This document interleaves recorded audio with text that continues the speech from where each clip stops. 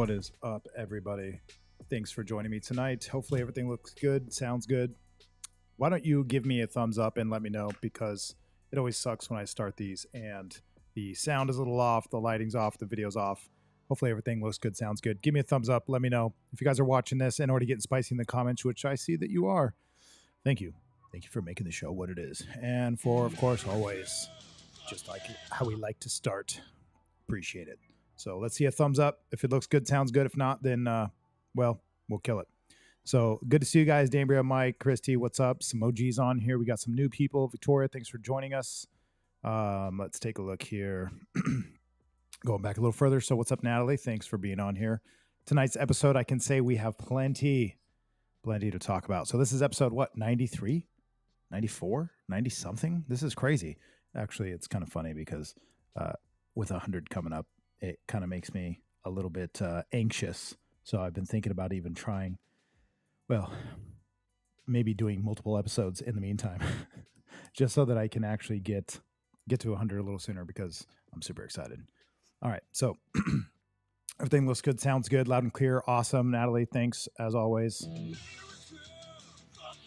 Dambria says, spring is almost here. We need another paint night. Dambria, you are not wrong. I actually think we need one. I think we need one specifically for spring, actually. That would be cool. I would love to do something that's sort of related. So things are in the works, but I'm not going to make any promises, just because, well, it's a lot. It's a lot to organize everything and put it together. So just bear with me. Bear with me, folks. All right, is this too wide of an angle? What are we doing here? What's going on? Too much on my desk. You don't need all that. Walk away from it. Don't look at that. You don't need to see that. You are fake news. First question, what does the next few years look like for you? What do the next few years look like for me? It's a good question asker from the interwebs. We appreciate you for doing that. This is Artistic Freedom number 93, and you guys know what to do. Get in the comment sections and get spicy. Communicate amongst yourselves, build a community. That's what we're doing here. And also, super chats are ready, live, and well, or at least they should be, so far as I know and can tell. And also, if you have questions, ask them at any point. Tonight's rules are simply just ask questions, and if you're watching in the background, then introduce yourself so you don't look too creepy. We are watching you. I feel like this chair is too high. What can we do here? Is that better? Did that look weird? Okay. All right, so get in the comments and shoot your questions, and let's have a good time. Dambria says, you shaved. Oh my God. Yeah, it's pretty crazy. It was at this moment that he knew. He fucked up. You know what? Tonight's going to be a good night. I can feel it. Thank you guys for joining me. So for first question is, what does the next few years look like for you? Well, this is how we're going to start the next few years as of right now. We're going to polish off this bottle. You guys have seen this bottle plenty of times on the show. It's a gift. It's a gift from Mark. And wait, you know what? Now I'm forgetting. It's been so long. And I believe it's from Mark. And we're going to probably get pretty close to. Now it's a big glass. There we go. All right. Little Mad Rabbit down the hatch. I do not condone or condemn drinking. Drink at your own risk. Do not drink and drive. Be responsible. Barkus, what's up? Good to see you. Nice to see you creeping in the background. It's totally cool. I'm actually cool with it. I got a Barkus in the background. She's my background. There we go. What's up, Amanda? Thanks for being on here. Mike, get in the comments section. Conversing with the ladies. What a ladies, man. Doing your thing. He said, I like to be voted and sworn in, Dambria. I'm not sure. You guys are having your own conversations. This is great. Okay, so the first question was, what does the next few years look like for you? It looks a lot like the last few years. It looks a lot like focus and lots of work. So that's a good question, though, because tonight's topic is essentially that. What are the next few years going to be like for all of us, really? And so I can't really talk for everybody, but I can say, generally speaking, where I think things are going, and that'll be the topic for tonight. Hopefully we get in depth with it quite a bit, and we start talking about how it will affect, let's say, the next 2-3 years. You know, we're in an election year, of course. Some of those questions have came up. You guys have asked lots of questions regarding that, so we'll get to those. Also, though, you know, being 2024, we're really creeping up on a lot of changes, economic changes, social changes, lots of policy changes. Just so many changes. I need a song. I need a song to play for this. Lots of changes coming up, and I think everybody knows it. I think everybody feels it. So last episode, we talked about this being the end of many things, right? We talked about micro and macro things, like, for example, a way of life that we're all accustomed to. A lot of it coming to an end, or has already ended. We also talked about the sort of macro version of like the way things used to be is just simply not the way they used to be anymore. So whether it's the prices of things or the the availability of things, just lifestyle changes, relationships, families, children, even just having kids in general is all of that's changed in such a major way. So we talked a lot about that last time. But this episode, we're going to talk about what that looks like in the coming years, what we can do in regards to it. Some of the first things I'll drop right away before I answer this question, which is what does the next few years look like for you? I think there's going to be a lot of things we're going to have to resist over the next few years more than ever before because of the situation we're in all around. So we'll get into all these things. I'm talking very vaguely, but I promise we'll cover them. If you guys have questions, if you have input, I love to see it in the comment section. And since we're talking about the comment section, let's go ahead and just say, Linda, if you're out there listening, you're my favorite. Okay, so there we go. That was Linda. I get booted off sometimes for playing that song. It should be just called my Linda song. It should be my song. Anyways, everybody knows who my favorite is. Okay. Mike says the sound effects are low and distant. No, God! No, God, please, no! No! I love that one. Is that sound not loud enough to you guys? Is it just not good enough for you? Is that what you're saying? You let me know. I'm not sure. I don't think in my settings, good thing I'm a little bit techie. I don't think that in my settings I can change. Wow, not pulling up my settings for me, are you? Very interesting for you to not do that.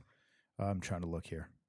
Maybe I can change that. Let me know. Was that loud enough for you? If that's not loud enough for you, I almost don't know what to tell you. Where in the world? That's really weird. It's not letting me pull up my settings to be able to change it either. It says update. It says update, but then it won't let me have my settings. Let's see. Sound, alert, volume, play, sound effects, blah, blah, blah. Yeah. So it should be loud. It should be actually pretty loud. Broadcaster. So, anyways. Okay. Okay. So first question, what does the next few years look like for me? It looks a lot like the same as the last few years, which is working a lot and just staying after, getting after it. I've been making a lot of progress over the last few years in regards to most of the things that are important to me. So like this show, for example, I just plan on getting better. So if I just keep the same pace, God forbid anything change that. If I keep the same pace, I'll actually be doing pretty good. As long as I'm getting stronger, more capable, more sophisticated, charming, and handsome. What's up, Wendy? Thanks for being on here. Good to see you. She's saying the sound effects sound fine. So, Mike, go home. Okay, let's see here. Brody Jade's also saying sounds good. Thank you. So what the next few years look like for me is probably kind of indicative of what it probably should look like to a lot of you. What the next few years, based on, especially if you guys didn't see my last episode, if you weren't joining us, which I know most of you were because I see your names, you should check that episode out because I think it was a pretty good one. I think it was an important one, actually. And this episode, I think, will be a little more relaxed, a little more fun, and a little less doomsday to some degree, maybe. But we're going to talk a little bit about technology and about the social networks, if we can, about the progress of our human nature and our relationships and the things we've been doing, and maybe even better to say not doing. Like I said before, families, kids, business, like less people are getting into business, less people, like the boomers are going away, their businesses are being sold, young people aren't taking them up. There's like nobody's getting their licenses as early as we used to. Like there's all kinds of changes, man. Like and what does it mean for our future? In my opinion, it means a lot, and it's worth digging into. So, for example, I made this analogy today. And don't worry, to this question asker, I have a little bit more to add to it. I've said it before on here, but it's a lot like if you're watching a football game. There's players on the field, there's players sitting on the sidelines, and then there's people on the sidelines with the players. But the majority of the people are not there in the field; they're on the stands, and then the rest of them are all buying products and watching on TV and sitting out in the in the sidelines. So what I'm saying is that if you want to be a player in the field, you're going to stand out like a sore thumb, and everybody will judge you. Nobody is judging the people in the stands. Really, they're judging the few people on the field. So some of the changes that are here and that are coming is people are just checking out completely in regards to being the player on the field, because they're just tired of scrutiny. They're tired of having the ability nowadays to blast you over with social networks, and to change family dynamics and personal dynamics and all these things that kind of all tie in together, that I'll make more sense of here pretty quickly. In regards to the changes that we're all experiencing today, I think we're all feeling it, and we're not sure where it's going to go. And I think it's important that we at least predict to some level the way it's going to go. It's like predicting the weather. It's probably pretty important to at least guess somewhat like what it will be, depending on what you're trying to get done. If it's going to be super cold and you dress for summer, it's going to be a little weird. So how do we not do that? What's up, Ian? Thanks for being on here. Good to see you. Michelle, thanks for being here. So what's up? Hopefully you heard my little message earlier. Mike says, hope the election isn't stolen. Cool. Now we're going to get banned off YouTube. Thanks for saying that. Natalie says, I'm in survive and thrive mode. Okay. I don't know if survival mode is thrive mode. Is it the same thing? Okay. I don't know. Semantics are fun. Oh, look at you guys in the comment sections being all friendly, being all nice, being so cute and so sweet. All right. So the question was, what the next few years look like for you? I would like you guys to answer that if you can. If there's a couple things, one thing, two things, a bullet pointed series of things that you'd like to add to this, what do the next few years look like for you? Some of the changes that I think that are coming, to be honest with you, I think in some ways are going to be very uneventful changes, which is kind of sounds like an oxymoron. I think they're going to be changes that are quiet. Well, I guess it really depends, right? There's going to be some of us talking about this here soon, especially in the comments and in the questions, that depending on how November goes, depending on this election year, depending on what you guys just sent in, right? Responsible citizens. By the way, the question was asked, I believe we'll get to that. Do you think it's important to vote? I think it's important to do lots of things, and I think that voting might be one of the least impactful things that we do. I'm not saying it's not important and that you shouldn't do it. You should. It's up to you.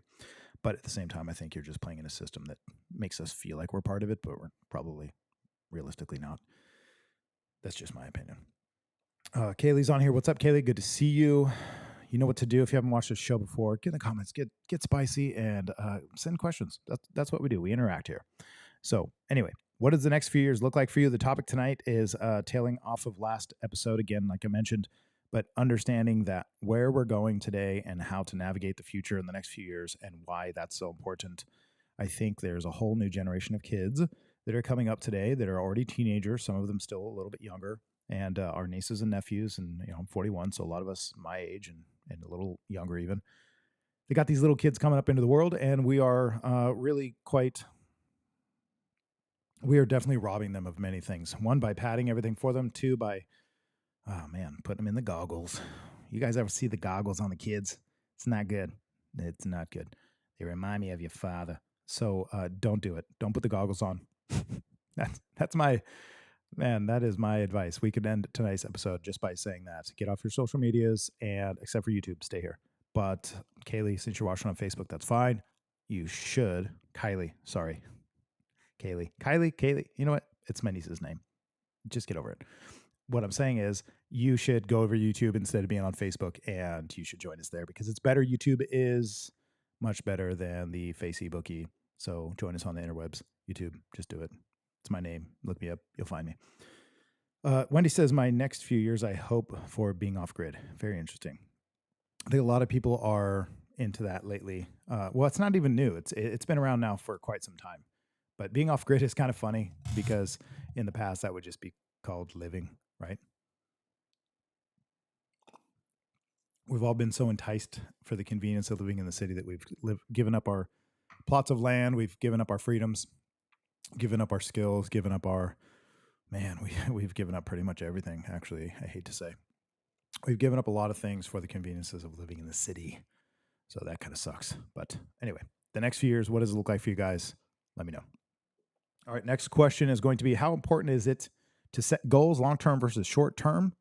It's a very good question. I think ever since we were born, people have been telling us to goal set. So I'm assuming it's to some degree somewhat important. But I think more even important than goals is having some sort of life philosophy that is conducive to growth instead of goals. Because really, isn't that what a goal is to set a goal that's greater than what you already are so that you become it? Or you could just be the kind of person who likes to do things that are really hard and pushes you to become more.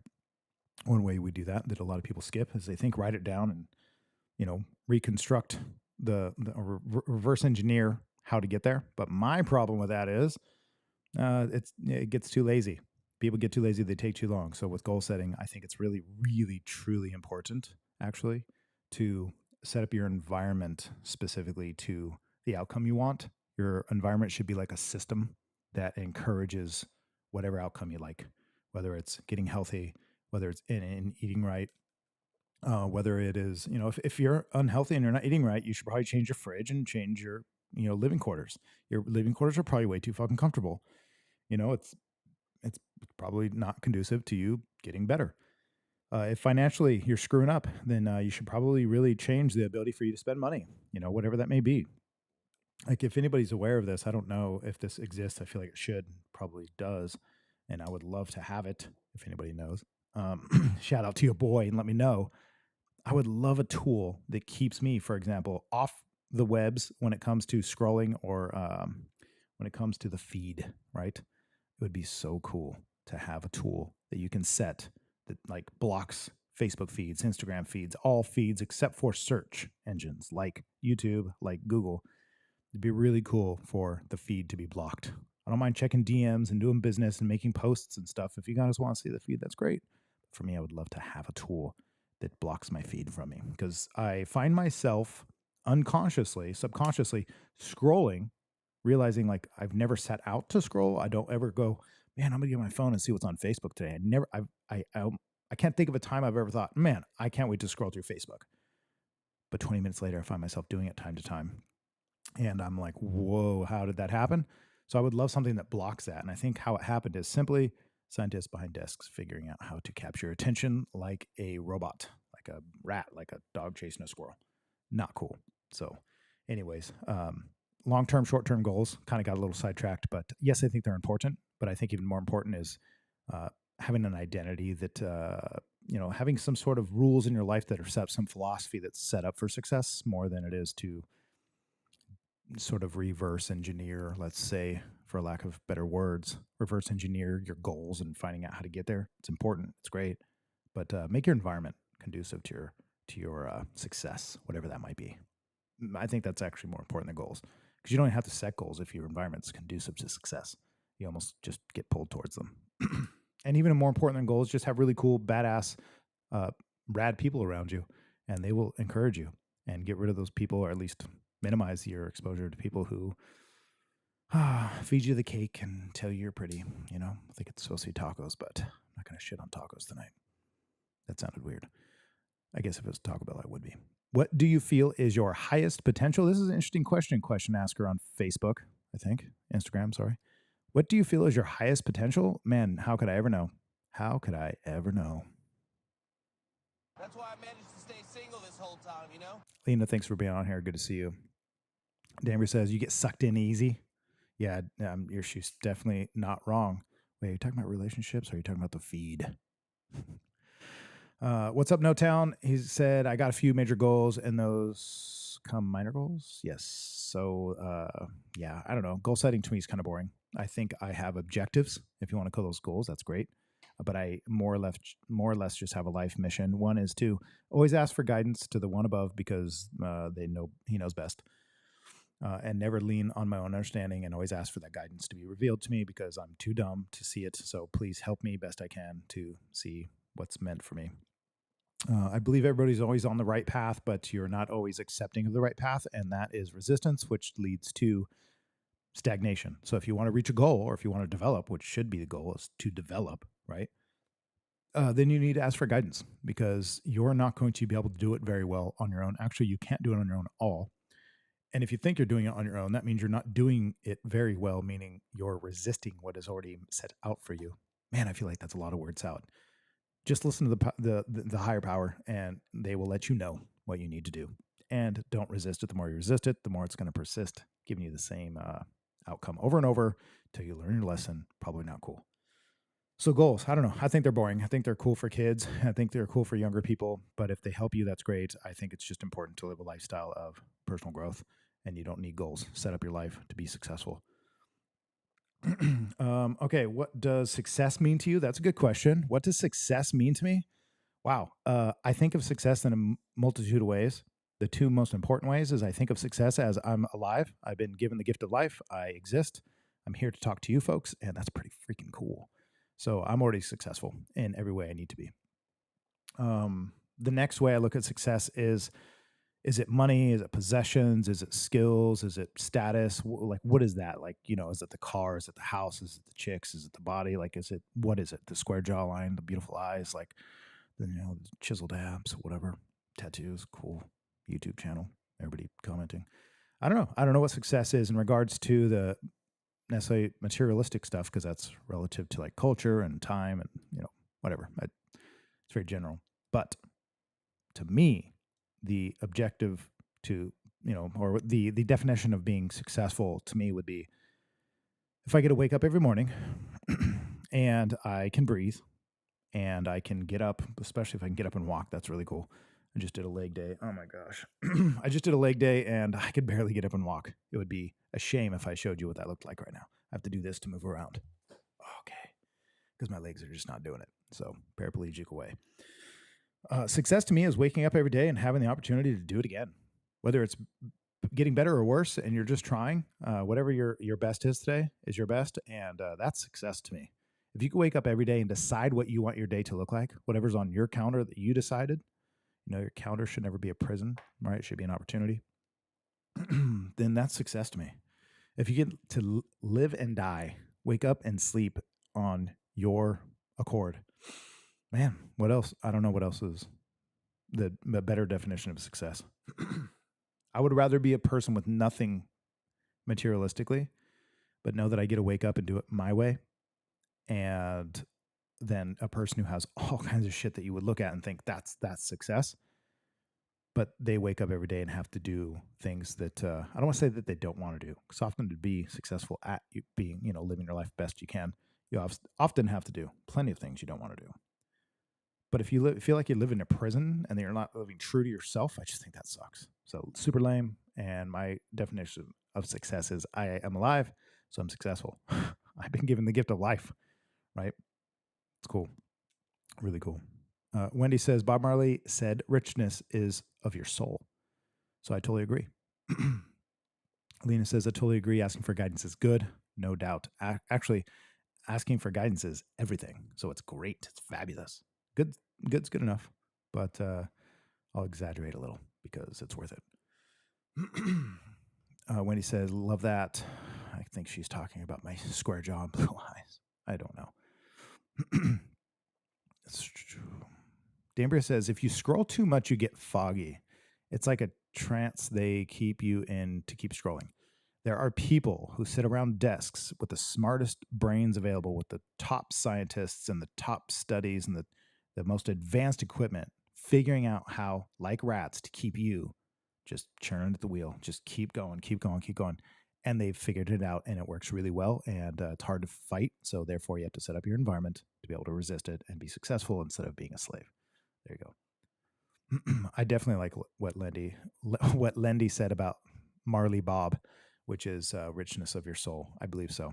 Like if somebody asked me if I'm rich, because I know what you're talking about, Wendy. He was asked that. He said, are you a rich man? And he said, rich in what? In possessions? And I think he said richness is in your soul. And I think that's really cool. To me, that's what success is. If you don't have much, look, here's a better way to do it now that I'm thinking about it a little deeper with you folks. Success is this. If you could live your whole life resistant to all the things that are being revealed to you by the higher power above, all these messages are coming to you and you're not listening, you're trying to do it your way.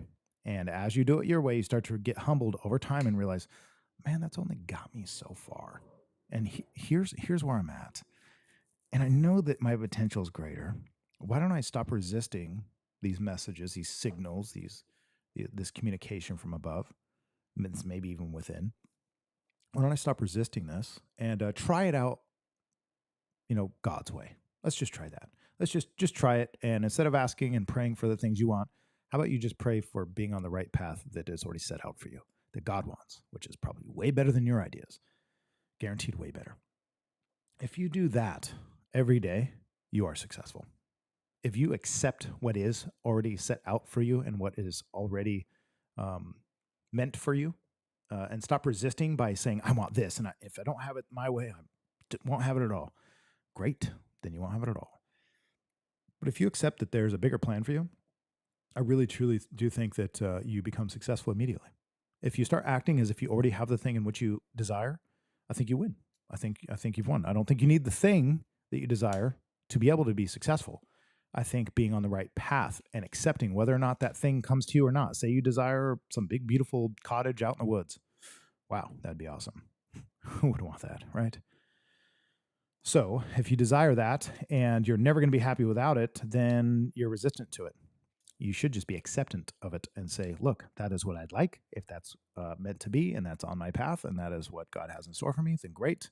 And if not, if it is in store for me, awesome. Super pumped. If it's not, I'm fine with that. When you can find that balance, you're doing pretty good. You how could you not be successful in regards to that? So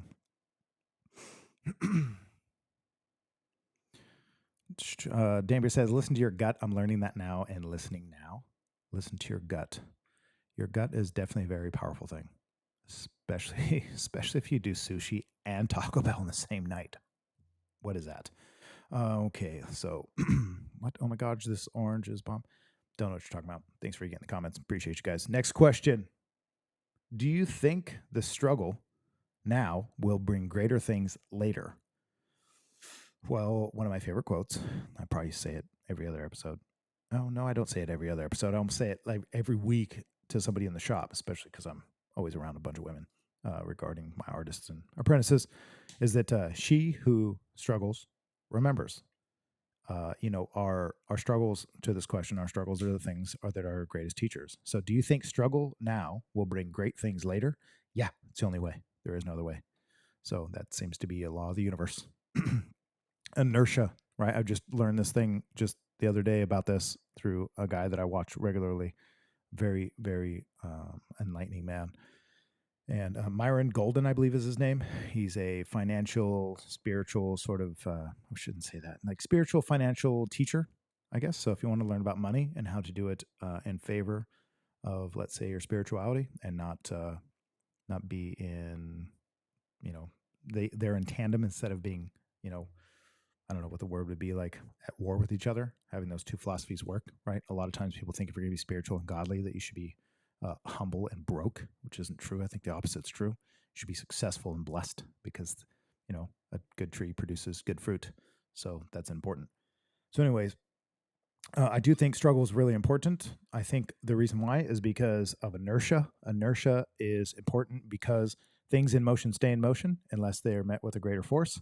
And when things aren't in motion, it takes a ton of work to get it in motion, right? That's why in-city driving is so taxing on your gas tank because you're stopping and starting and starting and stopping, just back and forth. Just you have to build all this inertia from zero, which takes all of your effort. And then you get terrible gas mileage. But if you get on the freeway or the highway and you just build up that momentum, to keep that speed is so much less work and wear and tear on your engine than it is to stop and go in town. So you could say, well, isn't that what you should do then, is stop and go so that you build up all that? No, you should not keep stopping. Then you just become that, who was it? I'm going to say the wrong name. That Greek, I think it was a Greek god, but he was damned forever for rolling the rock up the hill. And it would fall down and he'd have to do it again. You don't want to be that guy. You don't want to be that girl.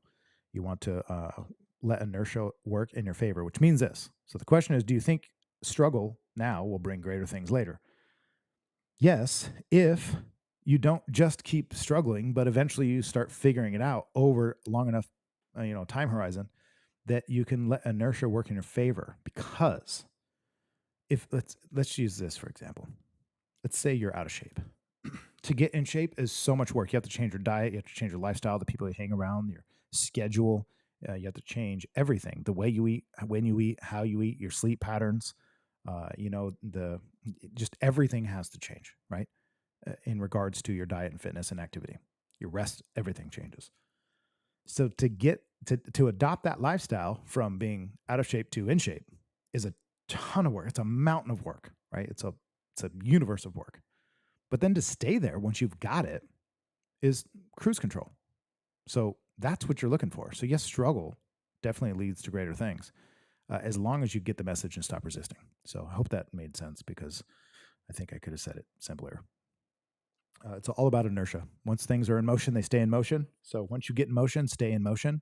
I think the front end of that is with the car analogy. If you're stopped at a light and you got to get going, and then you get to another light and stop again, it's going to feel like you're losing. It's going to feel like it takes forever. Eventually you're going to give up if you think the whole world is full of stoplights and stop signs, and you can just never really get started until you finally get on the freeway and go, oh, now we're doing it. Now we're getting somewhere. This is much easier, much better, and much more efficient. Cars driven around in city, everybody knows, has more wear and tear. Like people say, 200,000 miles on my car, but it's highway miles, so it's fine. It is different than in-town miles, because if you drove, let's say, for example, 100,000 miles straight and never used your brakes, well, then your brakes are pretty much fucking brand new. But if you drove 100,000 miles in stop and go traffic, every light you stopped and went and stopped and went, now you've used almost everything, especially your brakes. They have that many more miles on them, so it definitely wears you out. So you want to build up inertia, and I think that's maybe even tonight's key to our topic, which we'll get into a little deeper after all these questions, because there's a lot of questions, and there's going to be some in the comment section too, and that's totally cool. But tonight, in regards to this inertia part, I would like to talk about the deconstruction of everything, which is really again, follow up to last episode, which is us understanding how things are falling apart over the coming years and how we can find ourselves not losers in the meantime. I think that's really important. So we're going to talk about that as soon as all the questions are over, and we'll touch on a little bit too in the meantime, of course. Kim, of course, is on here. What's up, Kim? Good to see you, and thanks for setting the flags. Dambria, also thanks for seeing you on here and sending the flags. Okay, you guys can do that all night. I'm fine with it. Natalie says, with struggle comes great reward. I think that could be true. Yes. I don't know. I know it's hard to put in a YouTube comment, but I do think that's true. With struggle comes great reward. I think with things worth doing comes struggle. I think things worth doing, absolutely. Yeah, their struggle's on its way. Struggles are brewing. Wendy says acceptance is winning. So about what we were talking about earlier, I agree. Okay. Natalie, until God opens a door, praise him in the hallway. Very cool. Very cool. I think very cool. Chrissy says, by the way, I can't super chat. Well, that sucks to be you. I don't know. I tried to figure it out. I set up some stuff. Maybe it still has to be accepted, but something's wrong. And I appreciate that you tried. But let's see here. Yeah, I was looking at my YouTube situation earlier, and it says everything's good. But let's see. I'm going to click on this. Let's see. Let's take a look. Super chat. Oh, do I have to turn it on? Wow. Just figured it out. Thanks, Christy, for reminding me. So I had to do some updating, and now there's some features that are available I have to turn on, and I just did. So that should maybe change things in the future, if not already. So awesome. I actually can see all the super chats in the past. So wow, you guys are pretty rad for sending all these. Tons of them. Some really cool ones too. You guys are rad. Okay, anyways. So super chat should be back on. Kim says, anything worth it is worth the hard work. 100%. 100%. And I feel like those aren't the right sound effects, but I don't know where my board is. Kim, you're right. Thanks, Kim. What would we do without you? Yeah, no. So super chat should be up. If anybody wants to check, feel free. I'm cool with it. I'm super cool with it. I don't know why I'm holding a lighter fidgeting over here. No doubt. Okay, so let's get to the next one, and then we'll start leading on. There's quite a few, so we're going to get to these hopefully kind of quick. Yeah, right. With me, kind of quick. I don't know what I'm talking about. We're not going to do anything quick tonight. Okay, here's a good one. Since we talked a little bit about this year being an election year, do you see a way to bring back unity in our country slash humanity? Oh man, I mean, I'm definitely not the right guy to ask. I'm just a tattoo artist here in Clovis. What do I know? Born and raised in the slums of our country. No, I mean, kind of. Who am I to say whether or not our country will be united again, or even humanity will be united ever, as if it ever has been? But no, I don't think so. I don't think that's happening. I don't think it's supposed to. I think it was probably sort of our objective to a degree for the last couple hundred years when this country started, but it's never been fully realized. But we gave it a valiant effort, and I think that what's happening now is we're noticing something, and we'll see if I remember this next episode. I'd really like our next episode actually to be. It's probably going to be titled "The Exodus," giving you guys a little heads up. The Exodus. So tonight's episode is about the deconstruction of everything, and then there's going to be a mass exodus. The Exodus in today's world isn't what you think it is. So we won't talk too much about that now, because that will be for next episode. But for now, talking about the deconstruction of everything, it might not also be what you think it is. For example, everybody thinks World War III. Even saying that can keep me from being monetized on here, which is very interesting. Christy, thank you so very much. Rad of you to do that. Appreciate you. Super chats, full effect. I got distracted. So, what I think is happening is we are going through a massive worldwide shift, right? I don't think things are the way they used to be just a few years ago. Everybody knows that. There's a lot of things that aren't the same way they used to be 20, 30 years ago. If you're, my age, born in the 80s, 90s, whatever it is, you know that things are just really not the same. And it's might seem normal to us that that's true because that's just been our lives forever. But I think if you go far enough back, for example, I've said this a lot sorry, I was trying to catch a fly in here and I don't know if I got him. Don't go into my whiskey. That would piss me off. Probably just I was doing a really terrible nails move. So what I'm saying is, in the past, I bet our grandparents and our grandparents' parents pretty much had about the same sort of rules for each other in terms of success and how to live. And nowadays, that has changed. So we've only been alive, most of us watching this really have only been conscious since maybe the 70s, right? For most of us. And so what's happening here is you only have that short amount of time to understand the metrics of things.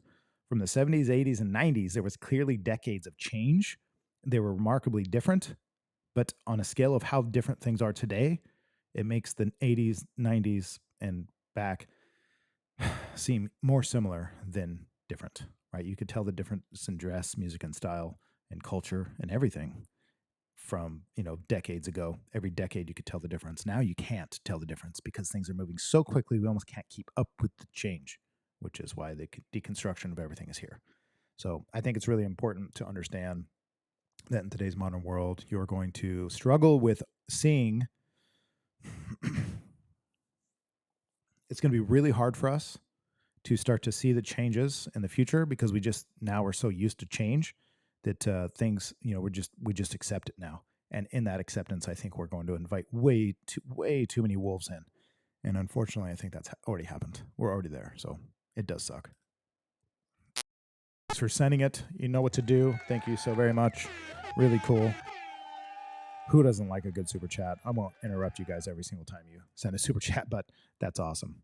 I love it. And Damer says extra protein. Not sure why. Okay, this is weird. So, well, let me answer that just a little bit more. Do you see a way to bring back unity in our country or humanity? Bring back is relative because depends on who you're asking and what part of the world. I do believe things are changing in such a way, and that's why next episode is, like I said, labeled Exodus, is you're going to have to preserve it if you believe in it. If you believe in America, right? There you go. If you believe in America, if you believe in freedom, if you believe in individuality, if you believe in God, if you believe that Jesus died for our sins, and if you believe that a man should be the leader of his home, and the head of man is God, the head of man and and all things is God. And then so on and so forth from there, right? You got God, we got the head of the household, which is the father, and then you have the mother and the children. If you believe in those things, you're going to have to preserve them. And it's going to count on you because this will not be popular. It already isn't. And it will eventually not be the norm. And that's why the Exodus, hence next episode, will be the topic of the conversation. So if you want to keep or maintain or see any sort of humanity within our country, especially overall the globe, it'll depend on you. So be all that you can be, folks. It's riding on you. I'm not giving you some sort of moral obligation, but I am saying you could be part of the thing in which you wish to elicit change in. So I think there's a really good saying about that. It's not coming to my mind at the moment. Danbury says, like Sodom and Gomorrah, like all of the Bible, is all stories of Exoduses over time, whether it's being kicked out of the Garden of Eden, Sodom and Gomorrah, the story of Lot and his wife, all the way down to the end times and reading Revelation. It's all an Exodus in the end. And I think we are currently ready and preparing for that. So tonight's episode, be calling it the destruction of everything, the deconstruction, of everything, is exactly that the way we displayed our humanity in the last 100 years, especially in this country, is the way we did it in the past is over. It's gone. It's done. It's been done. And the way we continue to do it in the future is going to be dependent on the people who believe in it enough to maintain it, even when it's harder to do so, even when it's not convenient, even when the rewards may seem to not be there. Let's see if you can hang on in the meantime. So I think that's an important way to look at it. So the next question, this will be fun to talk about. What do you think the new America will look like? Wow.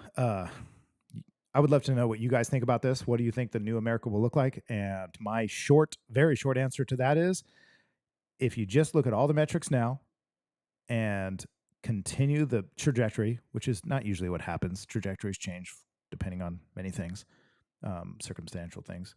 But what do you think the new America will look like? Just take all the metrics we're in now: fatherlessness, homelessness, mental illness, economics, all the things that are absolutely plummeting.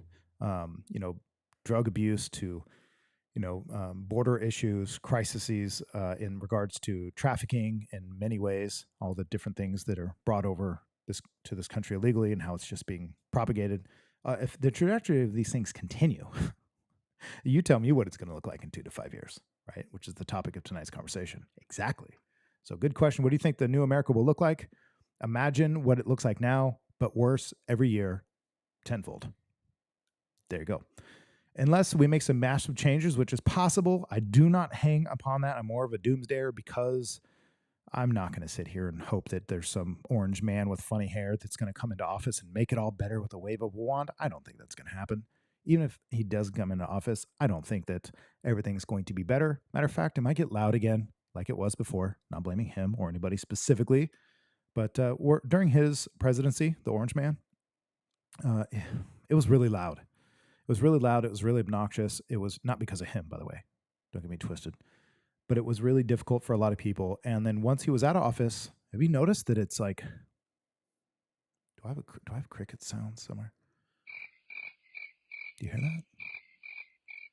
So it's been crickets for years. And Orange Man Bad's going to get back in office, right? Everybody's so scared of this Cheeto paste guy. Once he's back in office, it's going to get loud again. And so then people think, man, like it's a real loud signal that like this person's not good because look at our world now. Well, our world's far worse right now that he's out of office, especially here in America. And what do I think the America will look like? The new America? Well, you're looking at it already. It's here. So good luck with that. Yeah. So it'll be a lot about perseverance, yes, but preservation. Dan says, I want to dial in for some insight I have in the intelligence business, but will be about 10 minutes from now. Dan, are you saying you should call in? Or are you saying that you're going to, textually speaking, give us all of your knowledge through the interwebs here on the comment section? ? Natalie says, I'm being all I can be. Good. That's awesome. Joyce is on here. What's up, Joyce? Thanks for joining us. You are fake news. Good to see you. Okay. Got some super chats. Wendy, what's up? Did I already acknowledge that? I have to, because That's pretty rad.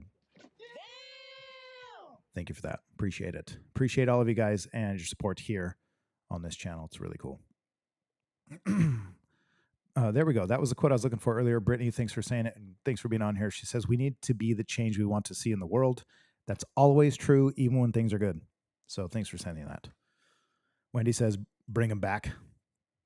It's possible, right? Voting season is upon us, so we'll see how this goes. I am ye of little faith in terms of mankind, so I don't rest upon my hopes of men and women making the better decisions. I don't know. We'll see. Wendy says, tell Dan to come over here on YouTube. And Dan, you heard it. You heard it here first. Okay. Brody says, also love when Dan gives insight. Awesome. Dan, let me know what you want to do. Okay. So I talked a little bit about what I think the new America will look like. We'll talk a lot more about that in the coming questions as well as afterwards. Next question. Do you think people should take advantage of their Second Amendment rights to prepare? So, yes. Next question. Do you think voting for better people can turn things around? Oh, man. There's two sides of me, and the doomsday side of me says, no, they're going to do whatever they want, and they pretend to they want you to look and feel as if you're part of it, like you have a voice. But no, I don't. I don't think that we really have a place in it. But the question, do you think voting for better people can turn things around? I hope so. I hope so. But I have very little faith in that system. So yes, do your best. But at the same time, I don't know if we can count on it. I think we have to count on ourselves. So yeah, that's my opinion there. This is a good question. Do you think we are heading for a Skynet situation with AI?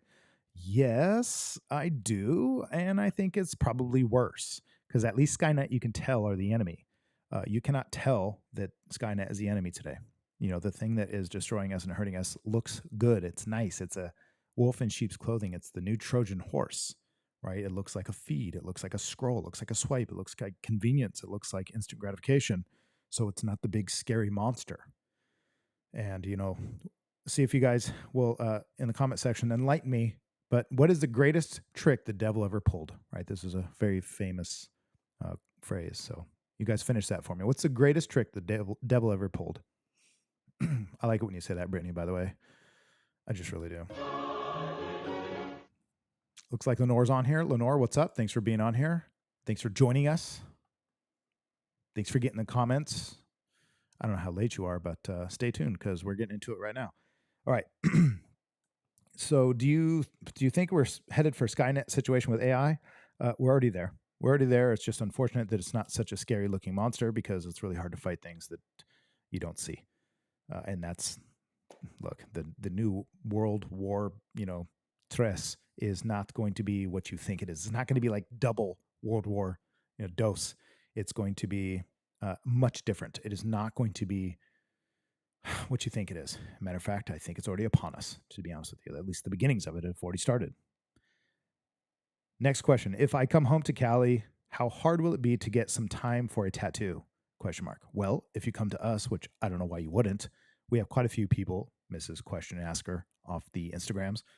We have quite a few people that can help you. So hopefully somebody will be available to you. The best thing to do is call us, contact us, and come through the door, come through the website, or come over the phone. Don't take that literally, please. But visit us on our website and fill out the contact form. And that's what you do. That's how you get started. Amber is a very big help. She's not there Wednesdays, but Monday through Saturday, she is definitely available. So give us a call, email us. That's what you do. Go to the website and figure it out. Okay, quite a few more questions. So let's stop it there before I miss some of you folks here in the chat section, which are my favorite. You guys are my favorite. This is my favorite part of the show is you guys being here in the chat section. I'm going to bring that up just one more time for fun. Thanks, Brittany. I'm just going to keep randomly bringing that up throughout the night. You're right, Joshua. You know what? I'm actually going to do that. Lenore, thanks for the flags. We love them. So Natalie finished it and said, to make you believe he didn't exist. So the greatest trick the devil ever pulled is convincing the world he didn't exist. And that's the worst part is that the way in which the world's changing, nobody looks at it as so scary. because it's not some big scary robot monster with machine guns on it. It's your Facebook feed and Instagram feed. It's, like I said, it's all the instant gratification and the heroes behind the keyboards and the steering wheels, all the badasses and, the Barney badass keyboard warriors. I'm not saying they're like the most evil thing in the world. What I'm saying is that the things we've built we've become slaves to, and it's not going to get better. Just start putting goggles on your kids. You'll see. I mean, everybody's already handing devices to their kids. It's a natural progression of technology, apparently, and humans seem to be very inept to seeing it ahead of time. Little children getting iPads and cell phones and goggles put on their faces. You'll see. You'll see. We'll all see. And then instead of blaming all the kids for all this shit, we'll be 50, 60 years old one day going, man, what do we do? Or at least we probably won't do that because you're all going to be stuck in the fucking goggles. But I will be. I'll be on here telling you guys, told you so. And not because I'm like, hey, look, I was right. I'm not happy to be right. I'm pretty pissed off, actually, that everybody's going to put their kids in front of VR and goggles and AI instead of taking them outside and playing with them. And I'm pretty pissed about it. I think it sucks, and shame on you for robbing your children of such opportunities, ones that you had, but no longer impart on them. And I'm not saying don't do both. I'm not telling you how to parent. I'm not telling you how to exist, but I am saying that you'll see. You will see in the coming years. I mean, it's going to be, the deconstruction of all things is what tonight's episode's about. And the family life, the family structure, the individual life, the young kids growing up and having any sort of, wherewithal when it comes to navigating this real world. Yeah, we've done them a real disservice. And I don't think I just have very little hope. Now, I will say this real quick. I have been noticing this last year, this younger generation turning 18, 19, even upwards in the early 20s. I'm starting to meet a lot more young men. This is remarkable. And even a few young ladies too, but a lot more young men. Look, my life for the last 20 years has been sitting, tattooing with a human in front of me, engaging into some conversation, or just maybe even sitting there, just enjoying the evening for hours and hours at a time, getting real personal with these people. When I first started tattooing, before technology really took over our faces, people would sit there and talk to you. They would communicate with you. You'd build relationships. That's what I built my business off of, which is the ability to sit there and communicate with humans. Well, now, over the last 20 years, I've noticed a progression to, instead of talking to me, they're talking to their phones. And then it got so bad that now, instead of talking to their phones, they're talking to their phones while showing me their phones while I'm trying to work on their tattoos. And it's really remarkable because it's like, can we just get this little thing, out of the equation? And it seems to be nearly impossible. And then the younger generations come in and there's no conversation to be had. It's really sad.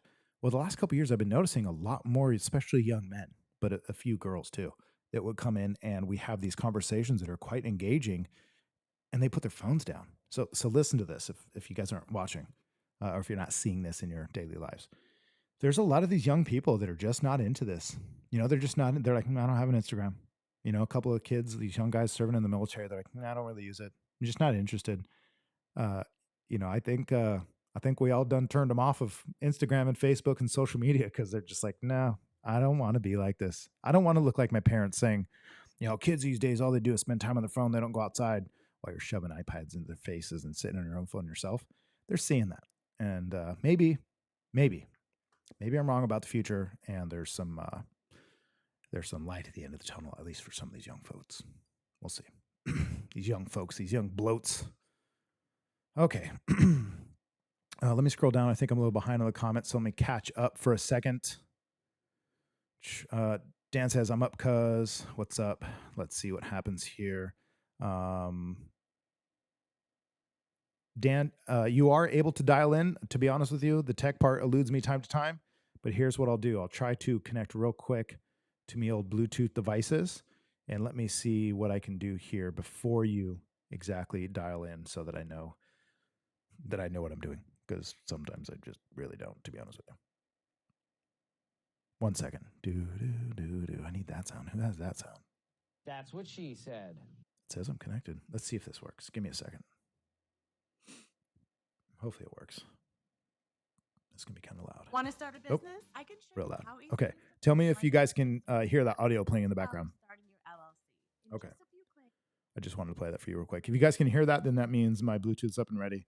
I just need your feedback because just because I can hear it doesn't mean you guys can hear it. So let me go ahead and get out of this, which means I'm connected. Sounds good. So you guys let me know. Okay, agree, Natalie. How beautiful. I agree with you 100%. Brittany agrees with me 100%. Of course you agree with me 100%. Why wouldn't you? Because I'm always right. See? Thanks. You just said it. You're right, Joshua. Thank you. Thank you for pointing that out. Okay. Dan, if you're on here and you want to connect with me, it's a phone call away and we can get into this while he calls me, or if he's going to call, or text me first if you're going to call or what you want to do, or just call me. I don't know. I don't have a receptionist in here right now. I don't remember what question we were at. Let's see where we were. Let's get back into this question feed here. I think I've lost my place in this world. Yeah, no, I think I got all the questions on there. The come to Cali, get tattooed part. Okay, there we go. Let's see here. All right, let's see if this audio comes through. I got some thumbs up with the audio coming through, so I do believe that this should be going through the Bluetooth. Dan, what's up? Are you there? All right, 1 second. 1 second, Dan. I don't think I can hear you if you can hear me or not. Let's see here. Can you hear me now? Yeah, I don't hear anything. I don't think you guys. Are you there? Yeah. Okay. How about now? Can you hear it? I don't know why it's not coming through. For some reason, I am not getting your audio. 1 second. Let's see. The Roadcaster is not liking you. Let's make sure it's not muted. That would be funny. Yeah, there's nothing coming through. Super weird. I apologize, Dan. All of a sudden, I'm not getting any fun info. Give me 1 second, Dan. Stay on the line. I'm going to see if I can connect this to the Bluetooth that probably disconnected. Let's see here. That says we're connected. I got nothing. Yeah, nobody can hear. Let's see here. Yeah, unfortunately, that kind of sucks. All right, well, I'm going to put you on speaker instead. This might work. We'll do a little audio hack. Can you hear me now? Yep. Okay, 1 second. We'll see if we can get you some good clean audio, some good clean family fun in regards to this place. Okay. Testy, 1, 2, 3. Testy. Yep. 1, 2, 3. So I'm going to actually play your speaker through one of my microphones because for some reason the actual Bluetooth part of it is not coming in, but that's okay. We got you on a speaker. We got you on a microphone. All right. Can you hear me? Yeah, I can hear you loud and clear. All right. So what's up? What's up, cuz? How's everything? Good, man. Good. Just been busy, traveling for work. A lot of family coming out to see us and stuff out here in Hawaii, That's Everybody cool. wants to come out in the wintertime, which is a good thing, I guess. The wintertime's a better time. That's right. Yep. That's cool. So yeah, man, I didn't catch the gist of your part one. We've had some time zone challenges. So kind of when you do these, I'm like cooking dinner for the fam, but I do want to give some insight to people, and I've kind of given this insight, and I'll try to be kind of vague in some circumstances, which might throw people off, but there's a reason for that. I won't say who I work for or who I represent. Top secret, guys. Top secret. Yeah, but what I will say is that we look at one foe, I will say, predominantly in my line of work, and there's some interesting stuff coming about. So I think I've told you before, Josh. I take briefs from some of the smartest people in the United States, multiple PhD fellows of various universities that talk about Chinese relations, for example. So if we have some kind of issue at the presidential level, these are like the people they call for a think tank. So I sat in briefs with these guys, and one thing they said these guys are by and large apolitical, but they said during Trump's time in office, a vast majority of the problems with China, for example, subsided. Right. Largely because of some of the trade laws he enacted and some of the other stuff where he kind of held them at bay, so to speak. And now that's reversed, and it's reversed so much that it's not even a 180, and it's like a 360 or a 720, where it's gotten really bad. So a lot of you guys, and I mean, if you tune into the news and you see the pressure on Taiwan, so then you begin to wonder, what does that really mean? And I don't think the average American knows what that means. What does that pressure on Taiwan mean? What does that pressure on closure of the Taiwan Strait mean?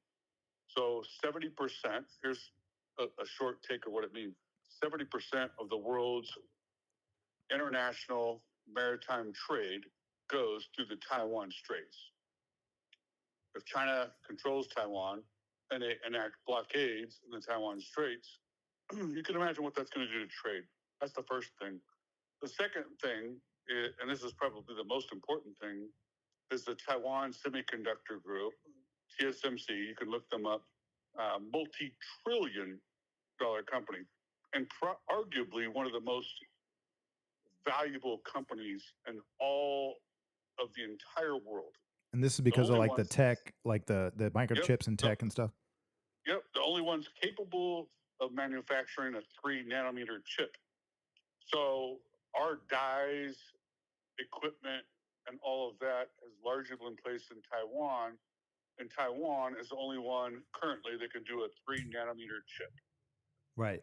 So then you start to think about that. Okay, well, the vast majority of semiconductor chips are made in Taiwan, and they have the most expertise. So what if China does invade? What does that look like?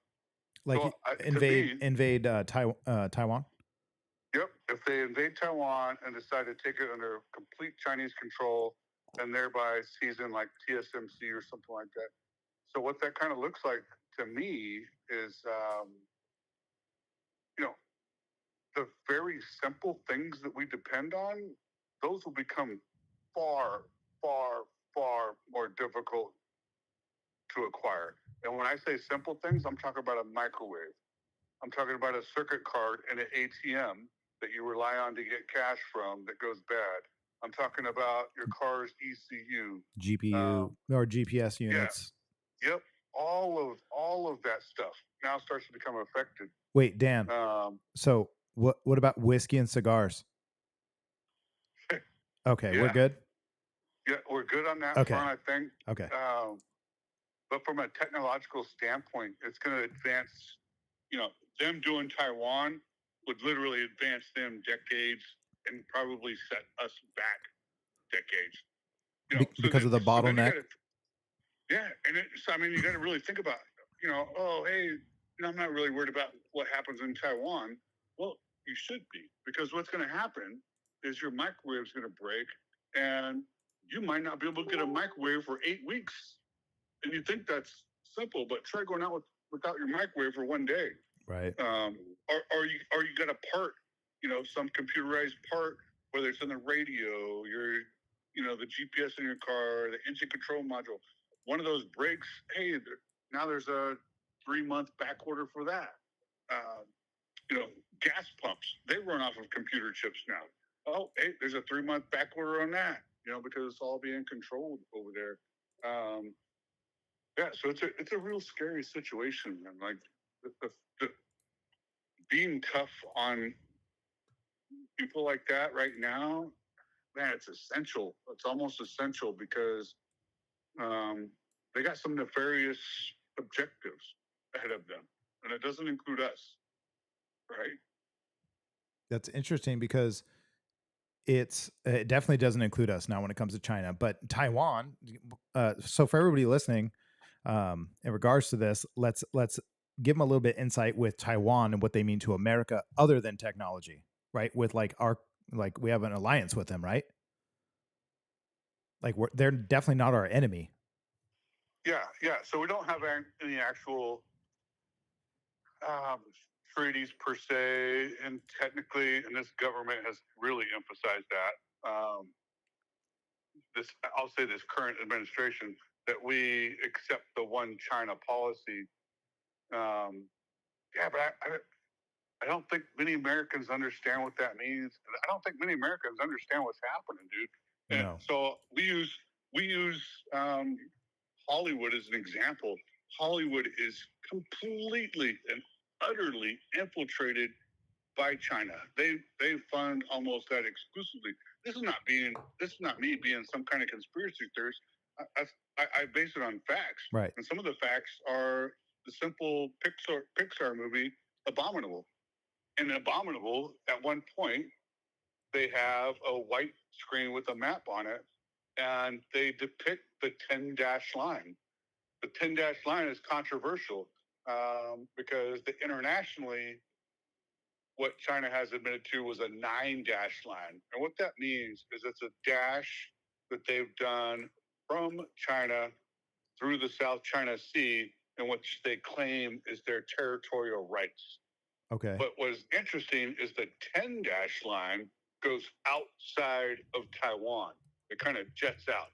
So what it implies is that Taiwan is, in fact, inside their 10-dash line and, in fact, their territory. And that's getting depicted in kids' movies in the United States. That's just one example. There's many more examples of that. Right. So let me see. I'm going to pull something up. I don't know if this is even close to being correct. I'm going to pull something up on the screen, and you can tell me what we're kind of looking at here. So you're talking about the 10-dash line as like a route. It's more of a territorial depiction of what China thinks is in their control, really. Okay. So the agreed upon, again, the agreed upon is a 9-dash line. Yep. So on the top right of your screen, you kind of have some of that depicted. But what China is trying to say is that there's a 10-dash line, and it goes outside of Taiwan. So go on that one that you have there that says PMF IAS. Okay. On a right there. Mm-hmm.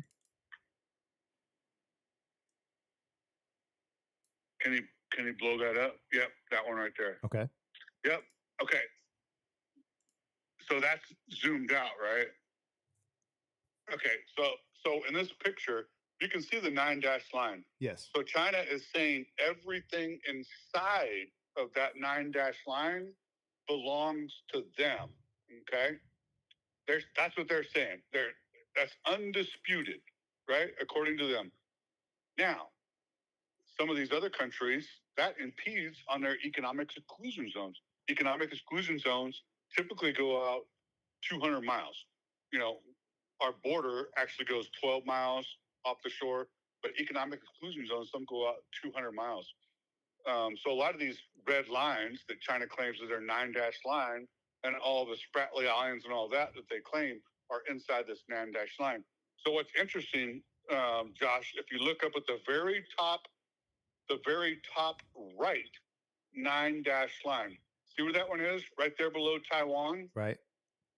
So in depictions of the 10-dash line, they add one more right above that. And what that depicts, and what China is trying to sell to the media, is that Taiwan is in fact included within their territories. So that's the difference between a 9-dash and a 10-dash line. So you're saying this was depicted in a movie, and there's definitely no way that would be. It's depicted in a kids' movie in the United States. Okay. Like Abominable. It's a Pixar movie, and it's not just that one. They've depicted it in other movies too. That's pretty interesting, because that seems very deliberate. Like that can't be accidental. Oh, it is. It's absolutely deliberate, and it's absolutely information warfare on China against our civilian population. And our Hollywood, they let that go through. Why? Because China's paying them. Right. So that's very strange. Of course, because what you're describing. Let's say talking about it at large is like it's just right in our faces. Like they're almost just laughing at us. Yeah, they really are. So that's the purpose of TikTok. Yeah, TikTok to them has serious videos that are educational in purpose. They ban any bullshit shenanigans, Right. and they allow our TikTok to be stupid behavior. Matter of fact, they promote it.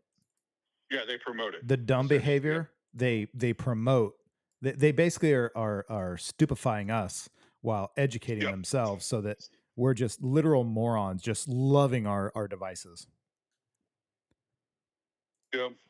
That's very interesting, Dan, because I think of that all the time. Of course, like, how we just love our things, right? It's kind of tonight's topic Great of like, picture. I had to bring that up so everybody knows who you are and who we're talking to. This is Young Dan. That's awesome. Yep, this is Young Dan with his beautiful wife. Yeah, I might be jealous of her, but Dan, I'm not jealous of your looks. But you look sharp. That was a beautiful day. So I'm just showing you guys who's on our call if you guys don't already know who the cuz is. But yeah, so Dan, what's interesting since we got you on the phone is talking about tonight. The topic is the deconstruction of everything. So could you add anything to that in regards to, other than the Taiwan part, which is, paramount to China's success, and it's a move they're most likely 100% going to make, right? And I don't know, I'm not a specialist. I'm a tattoo artist in Clovis, mind you. But is there something you could add to the deconstruction of everything? The idea of like the family units breaking up, the businesses breaking up, baby boomers and business owners are disappearing, and men are becoming feminized and women are becoming masculinized. Everything seems to, in my opinion, even America and our borders and our philosophies and our founding fathers and our Constitution, everything's being deconstructed. Yeah. So I will answer that question, but I want to ask you one before that. Okay. What do you see that occurring on the things that you just described? So what I see it occurring on, I mostly see it personally in real life, but I would say that where it's being portrayed the most is most likely videos, social media, and propaganda. Yep. So that's my point. So again, I'm not going to say who I work for or what I do, but one of my company's products, we actually have products, is in use by certain people, and it goes through all social media that basically comes from other countries into the United States. Okay. So if somebody does a statement on Facebook and they're from China, that would be monitored per se. And what we've found out is that our company has been able to filter and pick out, just this year, over 10,000 information warfare campaigns. But when I say a campaign, that's not a simple post or a tweet on Twitter, Instagram, Facebook.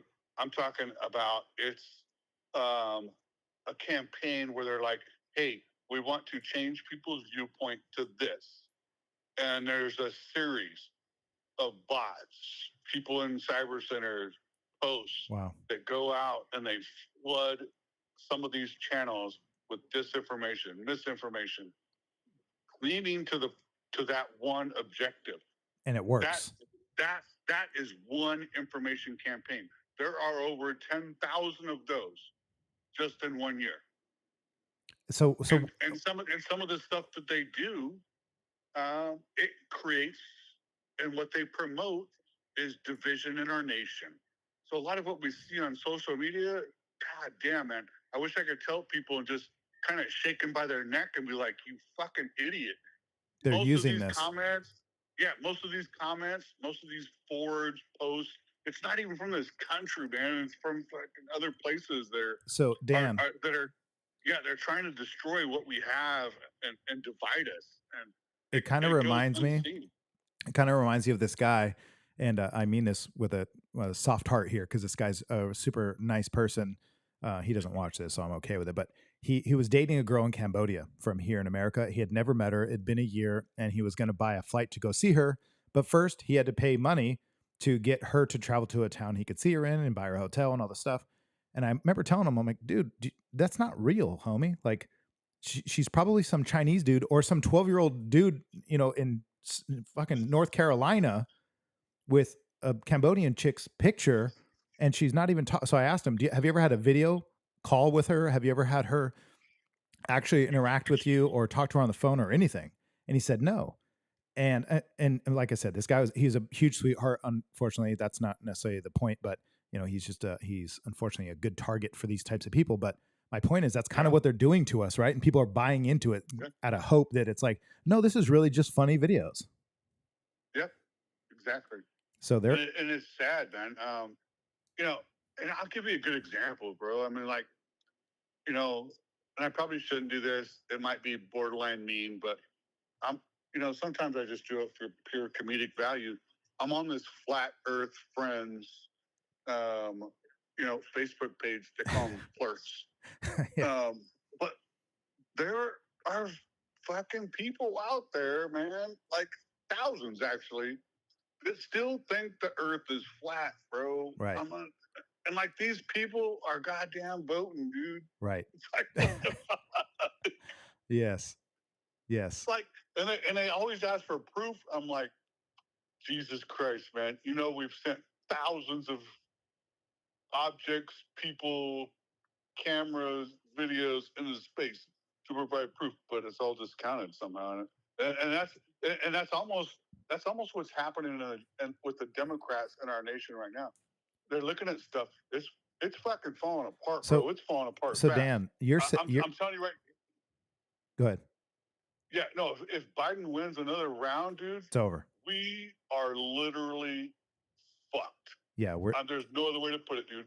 We are absolutely fucked. Well, let me ask you this then, real quick, Dan, because this is another scenario other than best case, which is Orange Man Bad gets in. That's best case scenario, right? But let's say next scenario, which is another alternative. Let's say, because I think it's one of the two. I think those are the hot topics. I doubt someone else is going to slip in unless they pull some sort of rabbit out of the hat and get, hairy toe Kamala into it. And let's say she becomes president because Biden's no longer seen fit. And it gets to the point to where she now gets, indentured. I don't know what the right words are, but gets indentured in. Is that something possible? And how could that trickle down to maybe leading to somebody even worse, like, one of our dictators from here in California? Yeah, man. I don't know, bro. What I have predicted partly has come true, and what I partly predicted is coming up close to election years, they were going to go after Trump, and that has happened. I said that like a year ago. Right. They haven't left him alone. Yeah, they will not. And if he gets elected and he actually becomes president, they're going to still go after him with bullshit stuff, like they did with the Russian hoax. And that's what I've been telling people is you need to pay attention to the fact that when he was in office, it was the loudest set of 4 years that I've ever seen, so far as I could tell, in regards to while he was in office, they used him as a pawn to politicize every single facet of American culture to the point to where once they got him out, they were able to hijack that and move us like pawns, like you're saying that let's say even the communists are doing with the media, getting us to be a bunch of tards, which they are. I keep preaching about this stuff, so it's nice to hear someone a lot more qualified to say the same similar things. But and I'll tell you, man, the division now, and it kind of started with the Obama presidency. Hey, do I think a black man should become president in the United States? Absolutely, man. Absolutely. This is goddamn America. A fucking Chinese guy should become president. A woman should become president. I'm all for that. But what I will say is that no president before him ever divided the nation as much as him. I agree. And now it's like 2.0, man. It's like 2.0. I think he's sowed more division. And he was aided by social media, right? So social media and media at large is liberal controlled. That's a tool they have that may be the demise of our entire nation. That's a tool they have. So they fully supported him, like, oh, Obama's doing this, Obama's doing that.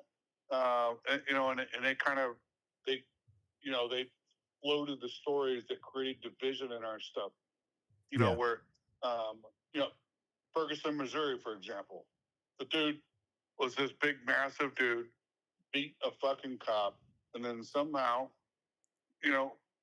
the city's upset about that. He's got a felony record. You know, he already created a felony earlier in the day. And the White House sent people down there to his funeral. That makes a statement. That creates division. Absolutely. Right? Well, and that's because if it was a white dude that fucking murdered somebody or beat up some cop, you know, and the White House sent a representative to his funeral, that'd be a whole different story.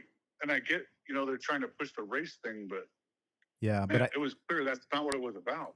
I noticed though, Dan, like to your point, in everything that's going on, I say that a lot on this channel too, and I hope that once we look back in time, we'll see this as like really obvious. Even though I think everybody's actually, let me skip even saying that. I think all these things we're talking about to most people, Dan, are probably pretty obvious from one side to the other.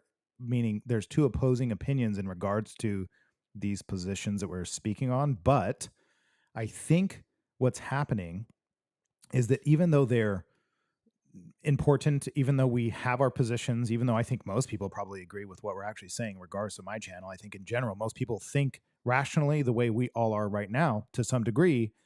It doesn't matter if you keep getting distracted like a dog chasing a squirrel. Yeah. And I think that's to your point of what the media is doing and whatnot is it's hijacked our minds. It's absolutely hijacked our minds. Yeah. And it is so crazy what they are not showing everyone. And it's not just the media, man. So here's some other crazy shit. This is just one example, right? So cdc.gov. All right. I'll just throw that one out there. When COVID first happened, you know, I'm out here in Hawaii. Hawaii was one of the most aggressive states of all, right, and the last actually to revert some of the safety protocols like mask wearing. But when it first came out, you know, they had a running screen that said, hey, COVID deaths to date. And it took 19 months of COVID deaths once COVID started to even eclipse the 2020 flu deaths. right. But they were all concerned about it. They're like, hey, this thing is killing so many people. You need to mask up. You need to mask up. Yeah, man. Hey, I get it, dude. But it hasn't killed as many people as the flu on the island. Right.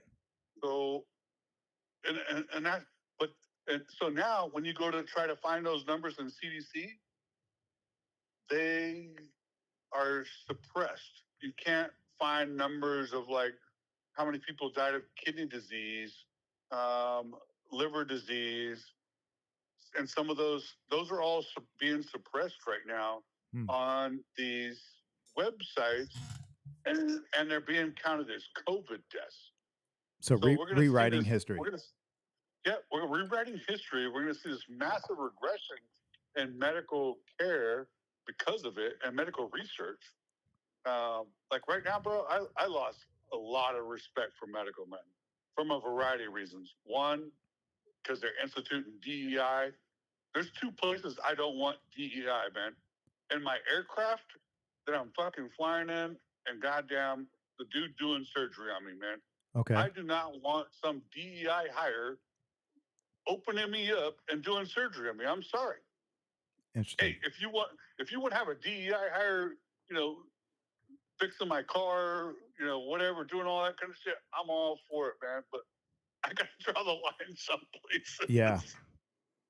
So what's interesting about what you're saying is that I have, well, one of the things that comes to mind is that people, I don't know when it was actually, I think it was, I want to say it was like ancient times in Afghanistan or somewhere in the Middle East. I won't remember the names, but algebra, it's where algebra came from, right? The dudes out in the desert who developed algebra, and it was like technologically an advanced society thousands of years ago when they came up with all this philosophy and math and geometry. And then religion started creeping in and people started getting fat. You get the fat cats getting fatter in their society. God, I wish I could remember exactly. I bet someone in the comments knows. But you have this time where great, massive strides were being made in technology and also science and math.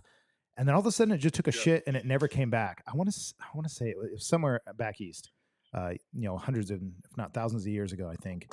And it was really the adoption of just stupid BS beliefs that led to them losing that stronghold on that position that they innovated so greatly, and they lost it forever. It never came back. Mikey's saying the Mesopotamians. That doesn't sound right, at least to what I'm speaking of. I think it was a little further east. But I thought it was very interesting that, back then you had these people that were so advanced, and then, they let their religion at the time, which could represent many things in today's world, like the media and the bullshit that's being fed to us, and how it leads to our demise. And so let me ask you this. Let's get spicy here, Dan. Where do you think this is all headed? Let's be realistic, like realistic as you can be, which doesn't mean accurate, but realistic. Like, what's the trajectory here over the next, let's take it from election day all the way to the next 5 years? Oh, man. So you're talking November of this year and beyond? Yeah, let's say the next election cycle. What does this look like if we stay on the trajectory we're on? Well, if we stay on the trajectory we're on, and I'm assuming that you mean Biden's going to win by cheated votes again, because that's the only way I think he can win. It gets bad. It gets bad. I think China becomes very aggressive, and I would estimate their reacquiring of Taiwan to be 2025 to 2027. And this is not just me saying this. My boss, who's a 4-star admiral, has testified to Congress and said such in unclassified means. He's given 2027. That was 2 years ago. However, we think that date can be accelerated now. But so 2025, 2027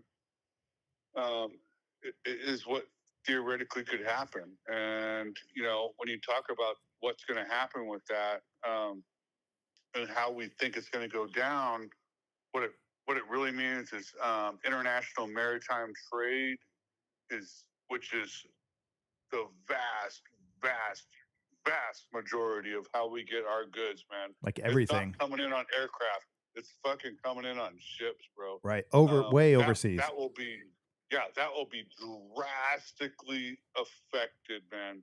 So the fucking things that you depend on day to day, because that's the way China's going to start it. They may not just fucking throw missiles into Taiwan and say like, hey, bam, bam, bam, bam, bam, you're going to comply. We're going to kill you all. No, what they're probably going to do is enact trade protocols around the island where any ship that goes into Taiwan must first go into China first for inspection, and they're going to scrutinize what goes in and out. And that's going to cause complications for the entire globe. Interesting. But, you have to understand China is getting to the point where they're willing to accept that risk, right? And that's scary for us. That's scary for us. And the average American doesn't think about that. I get it, man. Like some of the terrorist wars, Afghanistan, Iraq, they were kind of far subdued. They trained people there and sent them over here, much like they're doing now. Mm-hmm. That was Americans, by and large, after a certain extent, they said, hey, this doesn't affect my day-to-day life. Right. Even though it did technically affect their security, they just didn't realize that. Sure. But this whole China thing, this will affect your day-to-day life. Right. Drastically. Yeah, it's a huge difference from China being our number one supplier to us, having some. China is not some, bumfuck terrorist living in a fucking cave. Yeah. And bullshit Iraqi. You know what I mean? That's not what China is. They have experienced cyber, space, electronic warfare. They have all these assets at their disposal. So I talked about it a little bit earlier, Dan. You could give me maybe some insight there too. What I really don't think that WW3 is going to be like WW2. I think what's going to happen is, my overall opinion is that it's going to be a totally new type of war in such a way that, like you're saying, we're going to be so blindsided that we'll be like, I'm just going to keep scrolling and swiping and get my immediate gratifications tickled. And I think it will be that undetectable in the moment, but detectable enough over time, slowly, that they'll just have us by the balls, right? They don't want to turn us off, and they don't want to get rid of us. They definitely don't want to delete us. They want to control us and win. And I'm almost tempted to just say they've already got it. What do you think about that? So I think the way it'll probably go down, and again, this is just my interpretation. It's not based on anything. Is that they're going to go? The war will be in space and cyber first. They're going to go after military communication satellites. They're going to jam those. And some degree, I think it's been out in public opinion, in public newscast. Russia has already done that, like in Ukraine, where they've, jammed certain satellites and stuff. But so there'll be a lot of that, and then there's going to be a lot of cyber attacks. So cyber attacks are where it's going to get crazy, man. Right. They can do cyber attacks on infrastructure. So when I talk about, hey, the fucking war in Afghanistan, Iraq didn't affect you. Yeah, guess what? Those guys didn't have any cyber capabilities then. Right. Zero. Guess what China have? They have the most adept cyber capabilities in the world. So guess what's going to start happening? Like, oh, hey, the natural gas you depend on for your heat, oh, yeah, that's controlled by a SCADA system, and China can hack that. Yeah. Oh, hey, you need electricity to your house. Oh, that's on a SCADA system also. Yeah, that's going to be hacked. Oh, you need water? Yep, that's on a SCADA system also. That's going to be hacked. Yeah. So there's a whole bunch of that, when people say, oh, well, hey, this war over there is not going to affect me. Yes, it goddamn will. So it's going to be space, cyber, and then there'll be limited physical attacks, what we call kinetic attacks. And what I mean by that is there may be back and forth shooting of ships, in contested areas like in South China Sea, and then as a result of how those end up, there's going to be additional sanctions and trade sanctions, which are going to further, hamper trade. I mean, in my opinion, this is kind of the way it's going to go down. And it's going to be a piecemeal war that could drag out for years with increased sanctions, increased blockades, both on China and our part, which is always going to affect what we get as goods or what we depend on to live. That's going to affect all of that. Necessities. What's going to happen? What's scary about what you're saying is the layer to that actually gets me the most is that our government has proved over the last couple decades, especially as of now, that we are pretty much in gridlock when it comes to making decisions on even constitutional rights that are already God-given, unalienable, unarguable. It's already written in paper. And we are already debating, like, let's just say, for example, the 2A laws that are trying to come into play. They're already against our Second Amendment rights, and they're, things like the border that they're in gridlock, right? We haven't been able to make, we have no parties, no sides, no groups can make traction on these things. And it's been now 25, 35 plus years that these issues have been major. And it seems like we can't make, the government can't make a single move anymore because they're in such gridlock that if that, let's say that was intentional or not, that alone is going to lead to what you're describing, making it infinitely worse. Yeah. Because if we can't make decisions and they start disrupting us, in sort of a technological way, we're already in gridlock. I mean, I don't know. I think of it as like we're not even sitting ducks anymore. We've already been taken off the board. We are, bro. And we're at very risk of the U.S. dollar not being the international standard, which is going to be a huge blow, to us, our economy in the world. But yeah, and I think it's inevitable, right, that someday something like that will happen. And I have a feeling, oh man, I don't know. I mean, I don't want to be too much conspiracy theorist here, but what I'm seeing in terms of like the trajectory of things, the coming of technologies that are going to be wearables by the time kids are even born out the womb, like the stuff from chips to, goggles that we're seeing, children, little infants wearing, all the way down to the gridlock part of our nation and how we can't even, none of us, we're so divided now that we're pretty much there. Like if anybody wants to make a move, now's the time. We all hate each other and we can't agree with like anything. We can't even agree on bathrooms and kill each other for toilet paper during any sort of crises. Pretty sure they got us right where they want us, and we're still sitting here swiping left and right, loving our lives, and they're making real moves. I agree, man. It's an information warfare campaign that is so badass. It's so extreme that the vast majority of the Americans fail to see it, man. Yeah. And they fail to see. They fail to connect the dots, and they say, "Hey, these media organizations are getting funding from this, and this. Hey, when you peel the onion back on those organizations, who were they getting funding from?" And you keep peeling the onion back, and what you come out to see is like Hollywood. Yeah, our media is funded a good deal by China or communist supporting people. This is the way it is, man. Yeah, it's deep. Crazy. And I don't understand how it got so. I don't understand how the media got so lopsided in that. Hijacked, man. It's a battle strategy.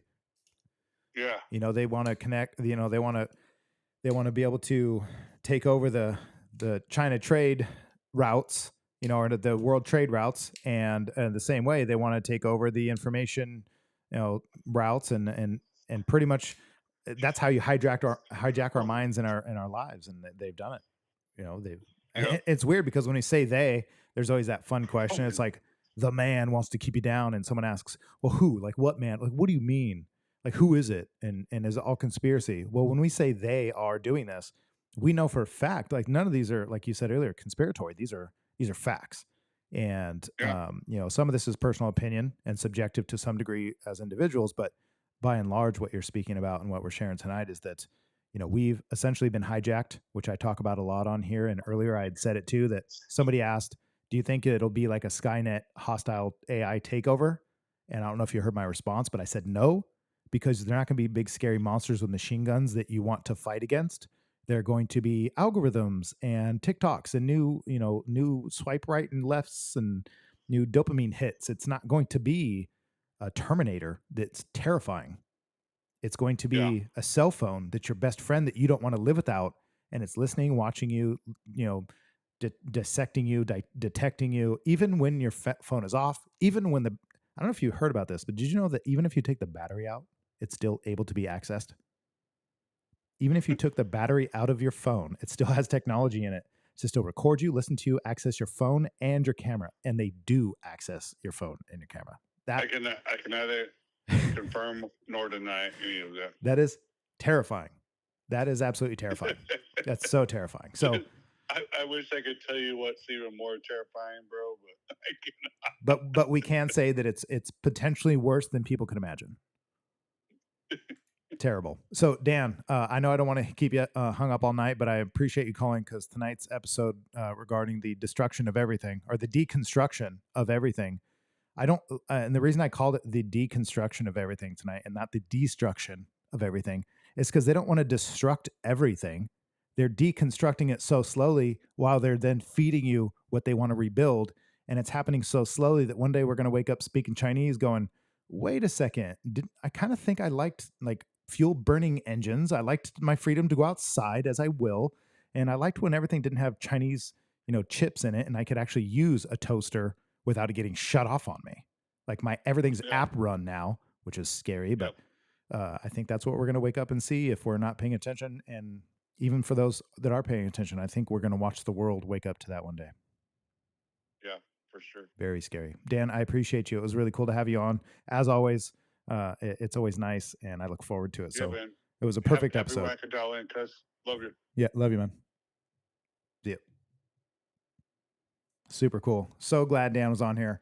That was definitely a perfect addition to tonight's episode. Dan has a lot of experience with Intel and let's say high security. I'm going to use the wrong words here, but he was in the Navy his whole life, just retired. Got to watch him retire on the bow of the USS Missouri recently. It was really cool, and it's awesome to see him live a whole whole life of service only, but to be so dedicated and so like brilliant with it too. He's just he's an impressive dude, benching 400 and retiring as a Master Chief on the USS Missouri. Just whatever. He's super cool. He can neither confirm nor deny. Dan, thanks for being on here. So Brittany says, what do you think about the rich building bunkers? I don't know if she was asking that to Dan. He already hung up, but I will say this. They're onto something. I mean, why not be prepared for something that could happen? Maybe it's not likely. Look, it is not likely that we need bunkers. It isn't. But it's possible. That's what's important. And when you have billions of dollars, who cares? Build one and make them cool. Mikey says, I bet he made the best chili. I don't know why you would say that, but he does cook really well. That's for sure. Natalie says, that's awesome. And sending the flags because why not? May says, let's see, Harper's on here. She's saying, you can't live without cell phones in communist China. You can't live without cell phones in communist China. They use your phone to monitor calls, messages, finances, everything. We are in training. I think they make you think we're in training. I have a feeling we're already just as communist as them, but they give you the illusion of freedom. I believe that. I really, truly do. Damber says, shit, delete all the nudes immediately. You can't. It's impossible. You can delete your access to it, but you cannot delete it from the internet. And whatever's on your phone, I hate to tell you this, whatever is on your phone is on the internet, even if you've never shared it. It doesn't matter. It's been accessed, it's been hacked, and they have it. So there's no privacy. Privacy has gone out the window a long time ago, which is crazy because just when we were kids, privacy was such an issue, such a big deal that we protected it. Now it's like we just give it away. We really don't seem to care. Dan says, yes, they have them, and no, we're not invited. Yeah, definitely will not be. Brittany says, what would you want in your bunker? Well, hopefully fresh air, food, some sort of light comforts, creature comforts, right? Jenga's super cool. And for me, I would like to have my family. That'd be really cool. And somebody else to reproduce with, because I might be the next Genghis Khan. Mikey says, where would you go? Excuse me. Where would you go if the world started exploding like right around you? Marge, and where? Where would I go? I'd go straight to my children. I'd go straight to my family, and I would find high ground, or at least do our best to enjoy the last moments together, or survive, wherever that may be. Amanda says, thank you, Dan and Farmer. Phenomenal knowledge and facts. Amanda, thank you. I appreciate it. I don't know what that means, Mikey, and I'm not going to read it because you might mean something weird. We do have a lot more questions. I'm going to get to them since it's only been an hour and 50 minutes. Thank you guys and girls and ladies and gentlemen and some children for joining us. Tonight's episode's been pretty heavy. The deconstruction of everything. Dan's edition was perfect. So let me read the last couple of comments that I have on here so we don't miss them. All right, let's see here. This is a tattoo question. Man, thank you. What? Wow. All of a sudden? Really? No, God! Super cool. I actually love them. I'm only playing that button because it's one of my favorites, and I really like tattoo questions. So here we go. Ready? Okay. Oh, it's not in order. Hold on a second. Okay. What are some exercises you can do to help with line work outside of practicing on fake skin? Do you recommend pen cartridges? ? Exercises on learning drawing. Well, that's a very loaded question, and my best answer is join us this coming episode for not this coming episode, but the next episode for our class for let me take a look here so I don't give you the wrong date. So this is in person, so it's not going to be online. Our next class is in person for the Tattoo Vault, and it's going to be April 20th. So go to our website, tattoovault.com. Check it out. The classes are labeled there. You can actually sign up to be in them so we know you're coming, and bring a pen and paper, and we will answer all of your needs.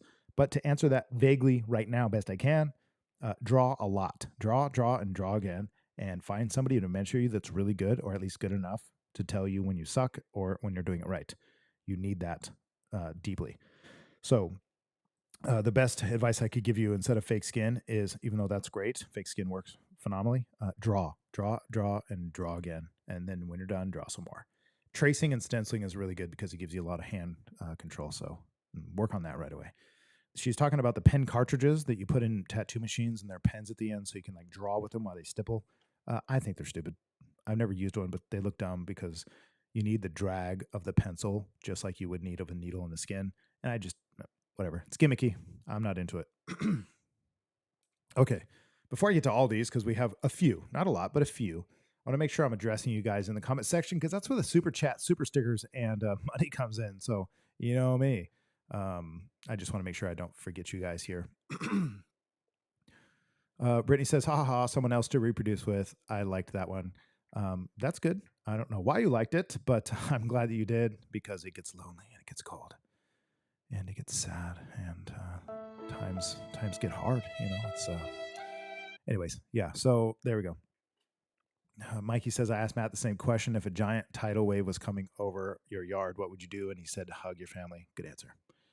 Yeah, that's it. That's all I care about. He wanted to celebrate my birthday. I don't know what that means. If your hometown was attacked, where would you travel? Out of my hometown. That's the easy answer. If my hometown was attacked, where would I travel? I would get my family and my gear, and I would leave and go wherever safest. That's pretty much it. And I do think that most people think of running to the mountains. I really don't think that's an option for most people because when you run out of fuel, you will have to run up mountains. And even when you train, running up mountains is really hard.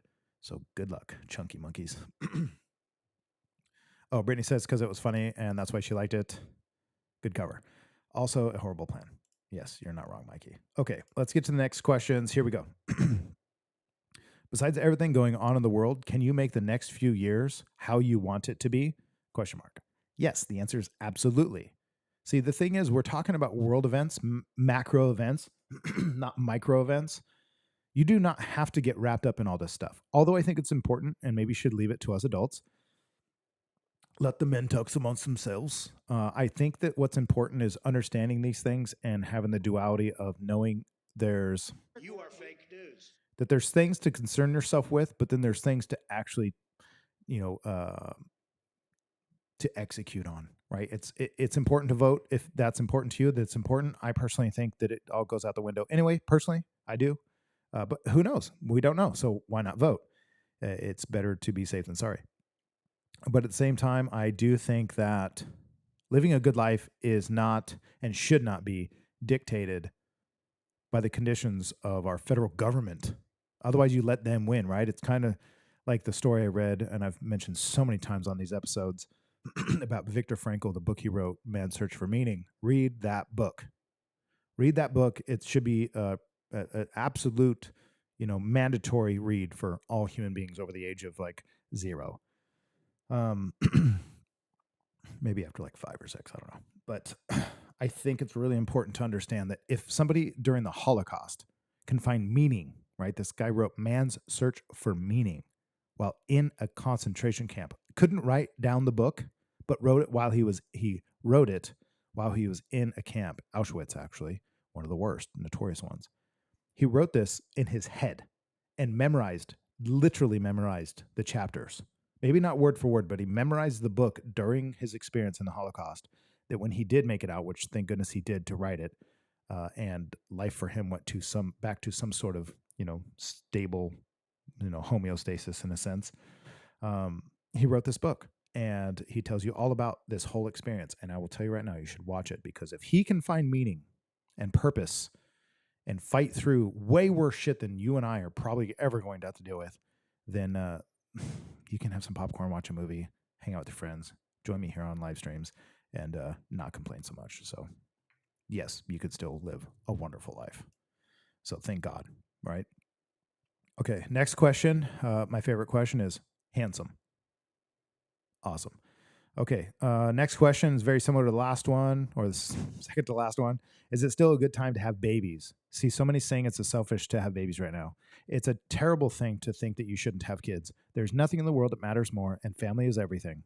There is nothing else. It's not career, it's not skills, it's not acquisition, it's family. So don't let anybody rob you of that. For all the young folks out there that think there's other alternatives to life, or that the world's so crazy you shouldn't have kids and bring them into this world, you're a coward. You're just a real coward. I don't care what anybody says.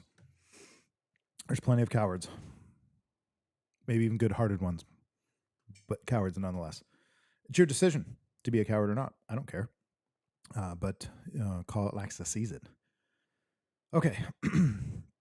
Let's get to the next one. I see a lot of silly questions or comments, and that's cool. You guys do your thing. Let me get to these questions so we don't miss any of them. We got a few left. Okay. Is it important to vote? Do you think election is rigged? I think I answered that already. What was the first step in starting a business? The first step in starting a business is having an idea. That's it. That's the first step in starting a business. It's really complex. We've talked about this. You've been to the live streams, question asker, taker here on the interwebs. But the first step to starting a business is having an idea. Everything after that is execution, because you're going to fail, and sometimes make a little bit of a progress and some good strides, and then fail again, and crises and scenarios over and over that try to absolutely wean you out of the playing field, because business is for the big leagues. So get out of the way if you're not serious. Don't even start. That's my advice. Don't start if you're not ready for the big leagues. Because even if you think you can stay small and simple, I will tell you right now, you'll get kicked in the teeth and realize, oh shit, time to run. Let's get it. And then you're not going to be prepared. So just know it's the big leagues. How can you tell if your goal is not a realistic one? You can't. So set goals or set expectations of yourself, not others, because that's dumb. And rock and roll. That's how you know. That's how you can tell it's unrealistic. The only way to know a goal is unrealistic is reach for it. Right? There's a famous saying that says, I'd rather shoot for the moon, miss, and hit a star.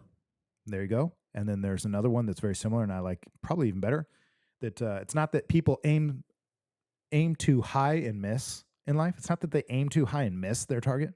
It's that they aim too low and hit. So there you go. I'll leave you with that. Barkus, thanks for being on here. I don't know why I still have my cousin Dan's profile up. Now it's back to me. Thanks for joining me. She says, have I told you how proud of you I am this week? I don't think I read that right. I'm hella proud of you, Joshua. You know what? 100%. I appreciate you, and hell yeah. Who doesn't like to hear that? Barkus, you're super rad. I appreciate you, and I'm glad you're with us. And I mean literally glad that you're with us. And good to see you on here, of course. Debra even says, Barkus, you are awesome. And I do agree, if I don't say so myself, which I do actually say so myself, because I just said so myself. All right. How do you hold on to the drive and motivation for a goal? What fuels your fire? Possibilities. I've said this before many a times on the show. The only thing that drives me really in the end is possibilities. The fact that I am imbued with the gift of life, and I have the ability to achieve things that I have never achieved before. The fact that everything starts at zero, and with enough effort, with enough inertia built, you can go somewhere with it, and one day find yourself much further with you poke your head up every once in a while and see, wow, I've gotten somewhere, and now let's get back to work.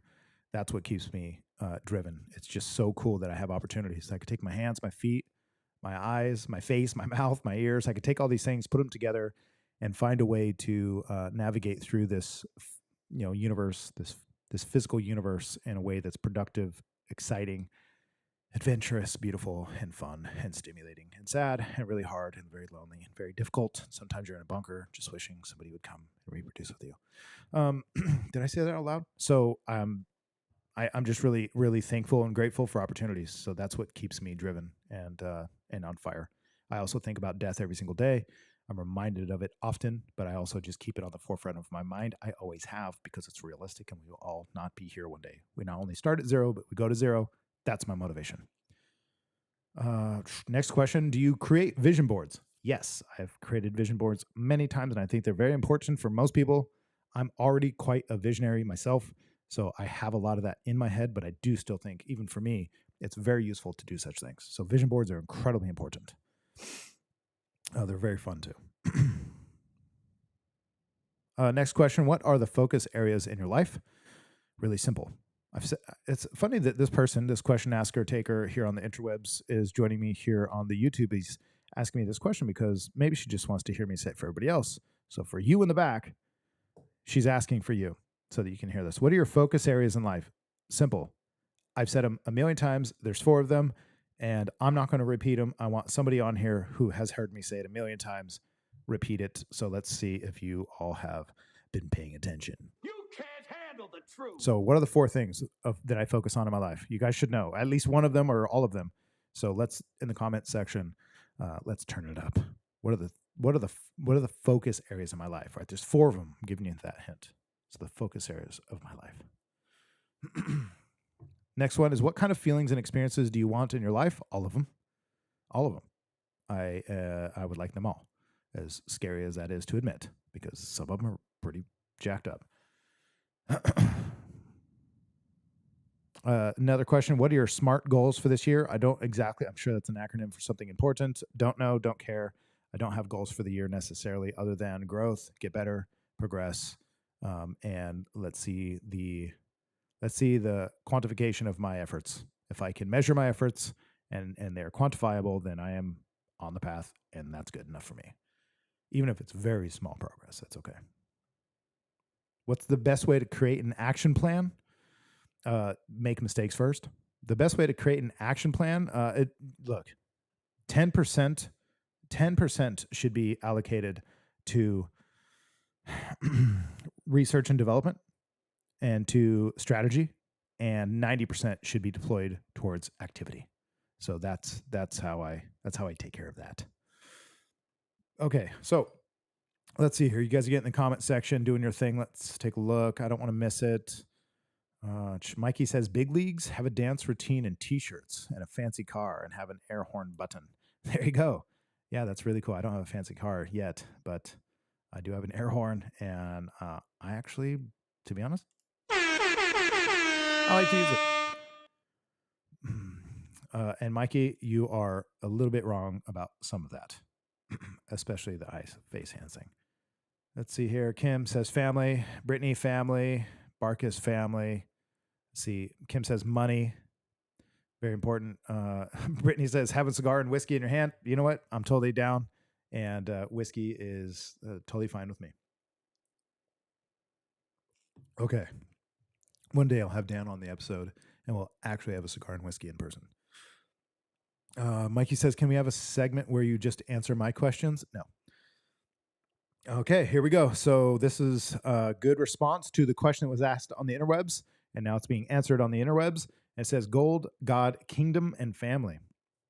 So there you go. That's it. There is nothing else. So Kim is saying community. Well, community falls under kingdom because kingdoms are made up of communities. Kingdoms are made up of people. So whether it's business or personal or emotional or really anything. I mean, it could be the peasants, it could be the slaves, it could be the kings, it could be the workers, it could be the knights and the warriors and everybody, the janitors and the Amish. I don't know. So Justin says health. So health falls, in my opinion. Actually, you know what? It's funny. I read it wrong, and I'm going to redo it. So thanks for pushing this out there, Justin. So Danbury did answer this well. Gold, God, kingdom, and family. It's not correct. I read it too quick, and I've had enough whiskey, literally half a glass. But I will finish her. Don't you worry. Oh, what a lady. So it's not gold, God, kingdom, and family. It's gold, God, kingdom, and strength. All right, you got to have that because family is part of your kingdom. So you can just kind of simplify that part. She said gold, God, kingdom, and family, but kingdom and family is very similar, quite the same. And then Justin's saying health. So I'm adding that in there, which is strength. So yes, it's absolutely important and vital. So gold, God, kingdom, and health or strength is everything. That's it. I hope I'm not screwing that up because that's my motto. Brody says gold, God, kingdom, family, foundation. Very close. But again, kingdom is family. Your kingdom is made up of a family of people, right? So part of those, foundations are made up of your family. There you go. Yeah, it's true. You're right, Mikey. And I've been working on the truck, the Yoda, and it's been a lot of fun too. That thing's a little ripper, I'll tell you. Amanda says God, wealth, health, and family. So again, God, wealth, health, and family. So you're saying God, gold, right? Strength, and kingdom. So you're actually right, just different words. So thank you. Good job. Good job. All right. Well, I don't listen and learn. Listen and learn. Okay, there we go.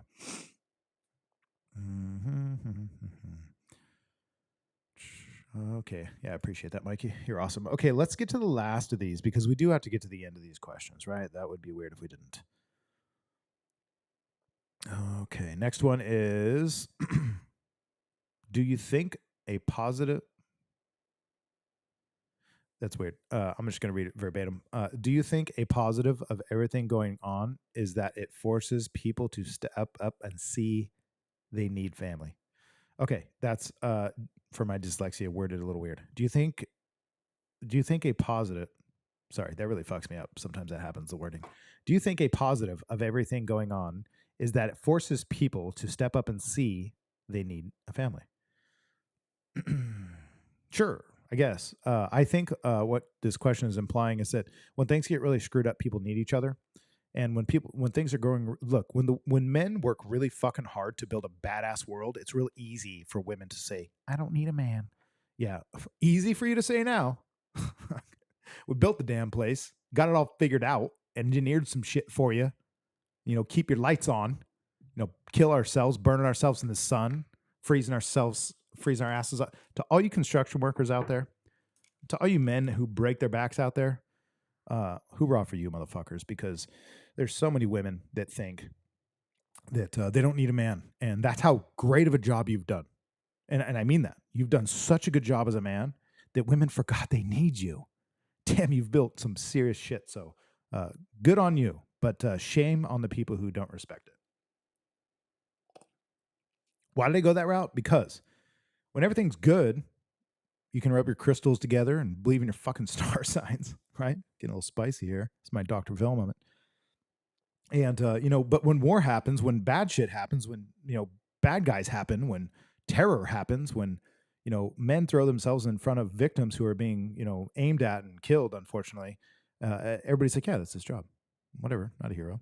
But if a woman does anything, she doesn't even have to succeed. She just has to open a business or try something new or be super out of shape and say, oh, starting my fitness journey. And I'm not saying don't do these things, right? I'm not trying to qualify, but I am saying, cool, great on you. We all have to do that. But what I'm saying is you get the accolades of such low hanging fruit that got these men out here that have built this grid that we live on that makes your life so easy that you now can say, I'm a smart, independent woman who doesn't need a man. That's so easy to say after it's been built. That's ridiculous, right?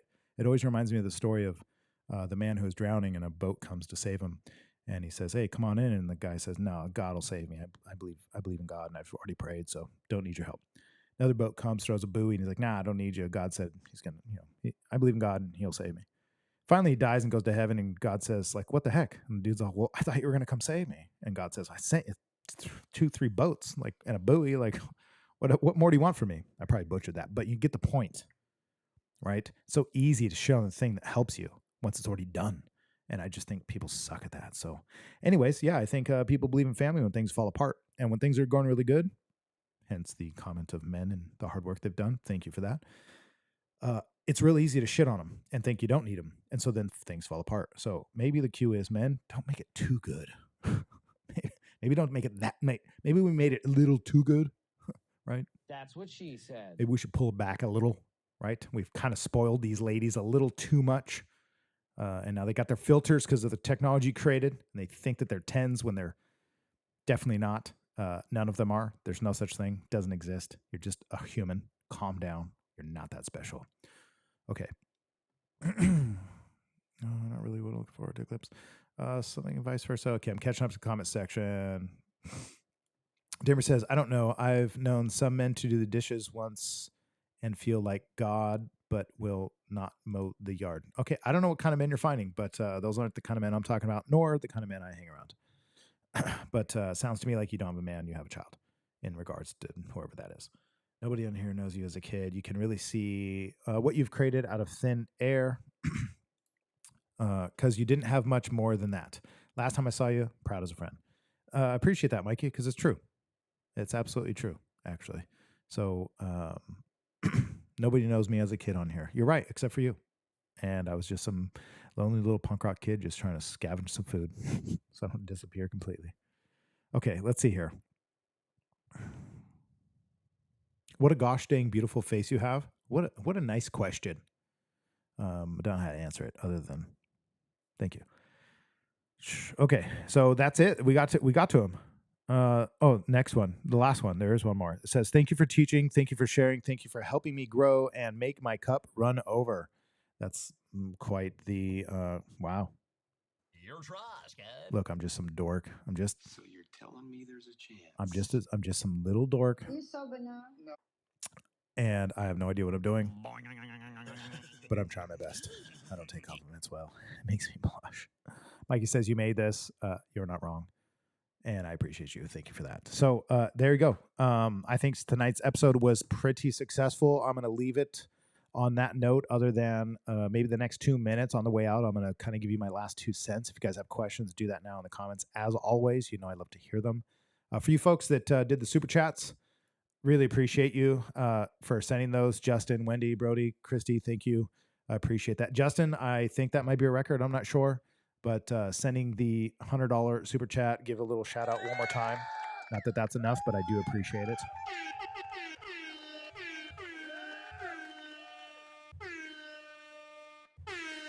It's my button. I can push it as many times as I want. Okay, that's enough.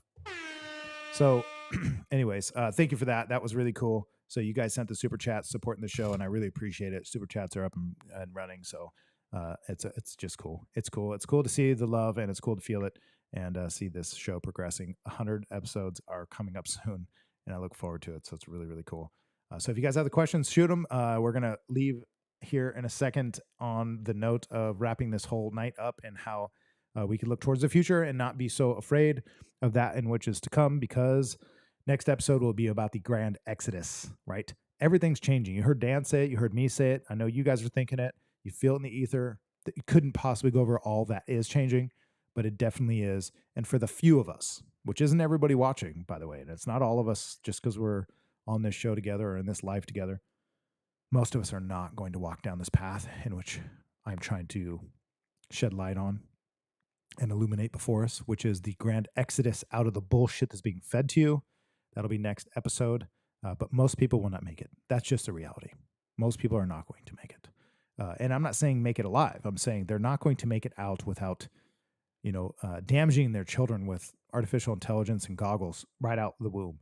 They're not going to make it out without, ruining their health and not taking advantage of the life given to them. Instead of, doing that, they're going to be disrespecting the life given to them by trashing themselves in their minds and swiping left and right, up and down, and instant gratification all the time. No in-depth conversations, no personal interactions, no self-worth or value, no skills, no acquisition in regards to, personal growth. Shame on you for that. And you're missing out. And my opinion is at this point, and this is what I'll say about the grand exodus, move out of the way, get out of my way and move on over. And I'm not even waving goodbye. Just do everybody a solid and move out of the way. Move out of the way. Put your goggles on. Go eat tortilla chips. Watch football games and squabble over the shit that, like Dan pointed out earlier, that they want you to squabble over, like trans people and bathrooms and is this that right and that, and no, Joe's not even he could barely form a. This is all shit they want you guys to squabble over while they're making moves. You will lose. You will 100% lose if you're not taking care of the few things that really matter most in your life. And we've covered those numerous times. We've covered it tonight. We've talked about it over and over and over, and you know what to do. Shame on you if you don't, but good on me if you don't, because I'm going to still rock and roll. So move up out the way for us who want to win. I hope it's all of you. I hope anybody watching this, I hope it's you. Matter of fact, I think maybe one of the reasons why some of you watch this is because it is you. And I like to think it is. Realistically, it's not everybody, but I like to think that everybody that's on here right now is that person. So I really hope that that's true. Okay. Let's see here. Hello, beautiful humans. Natalie is saying hi to everybody, just in case you guys wanted to know. Let's see here. Scrolling down. Nice conversations between yourselves, I see. I'm not getting any questions. Let's keep going. Natalie, of course, as always. Okay, I see a lot of conversation. This is good. Christy, of course, as well. Let's see. Let's see if we could do this, because this is actually probably my second favorite button. Yeah. Who doesn't like that shit? That's so good. Let's see here. Victoria is saying, hey, everyone. So I feel like I'm like at the beginning. Am I missing something? Did my scroller get crazy? Man, I feel like I'm at the beginning instead of at the end. of the comments. My scroller just went real weird. Wendy says, Josh ranting, calm down. LOL, calm. Not into that. Not into that. It's not me. I think I screwed up my comment section somehow. Phenomenal show as always. You know what, Amanda, appreciate that. Thank you. And it's made up of you guys. You know that. Wait. Brody says, can't wait for that episode. So the Exodus episode's coming up next. Yes, always. Good night, Kim. Thanks for being on here. Appreciate you. Let's see here. I think I'm missing a couple. My thing is jumping like really crazy. My scroller. Hold on. My cursor. Okay, better. My mouse. My mouse is jumping all over the place, and I don't know why it's glitching out. But either way, it's good to see you guys on here, and I appreciate you. If I'm missing some of your comments and responses, I apologize, but things are getting weird. Let's see. Well done. Okay. Yeah, I can't read them all. That's okay. I appreciate you guys. I think it's been real and it's been fun, and it's actually been real fun. And you guys did great tonight. Dan, thanks so much for calling in, because that was awesome. The deconstruction of everything is basically to us talking about how this is a huge change leading us to an exodus. The exodus will not necessarily be a literal one, although maybe you might have to leave. You might have to go out of here. For you to maintain and preserve the fundamentals and the values and the beliefs that you have, you may have to leave. And for all of human history, that's been true, right? And biblically, it's been true throughout the Bible and all the chapters. It's been a mass exodus, a story of how to do that well.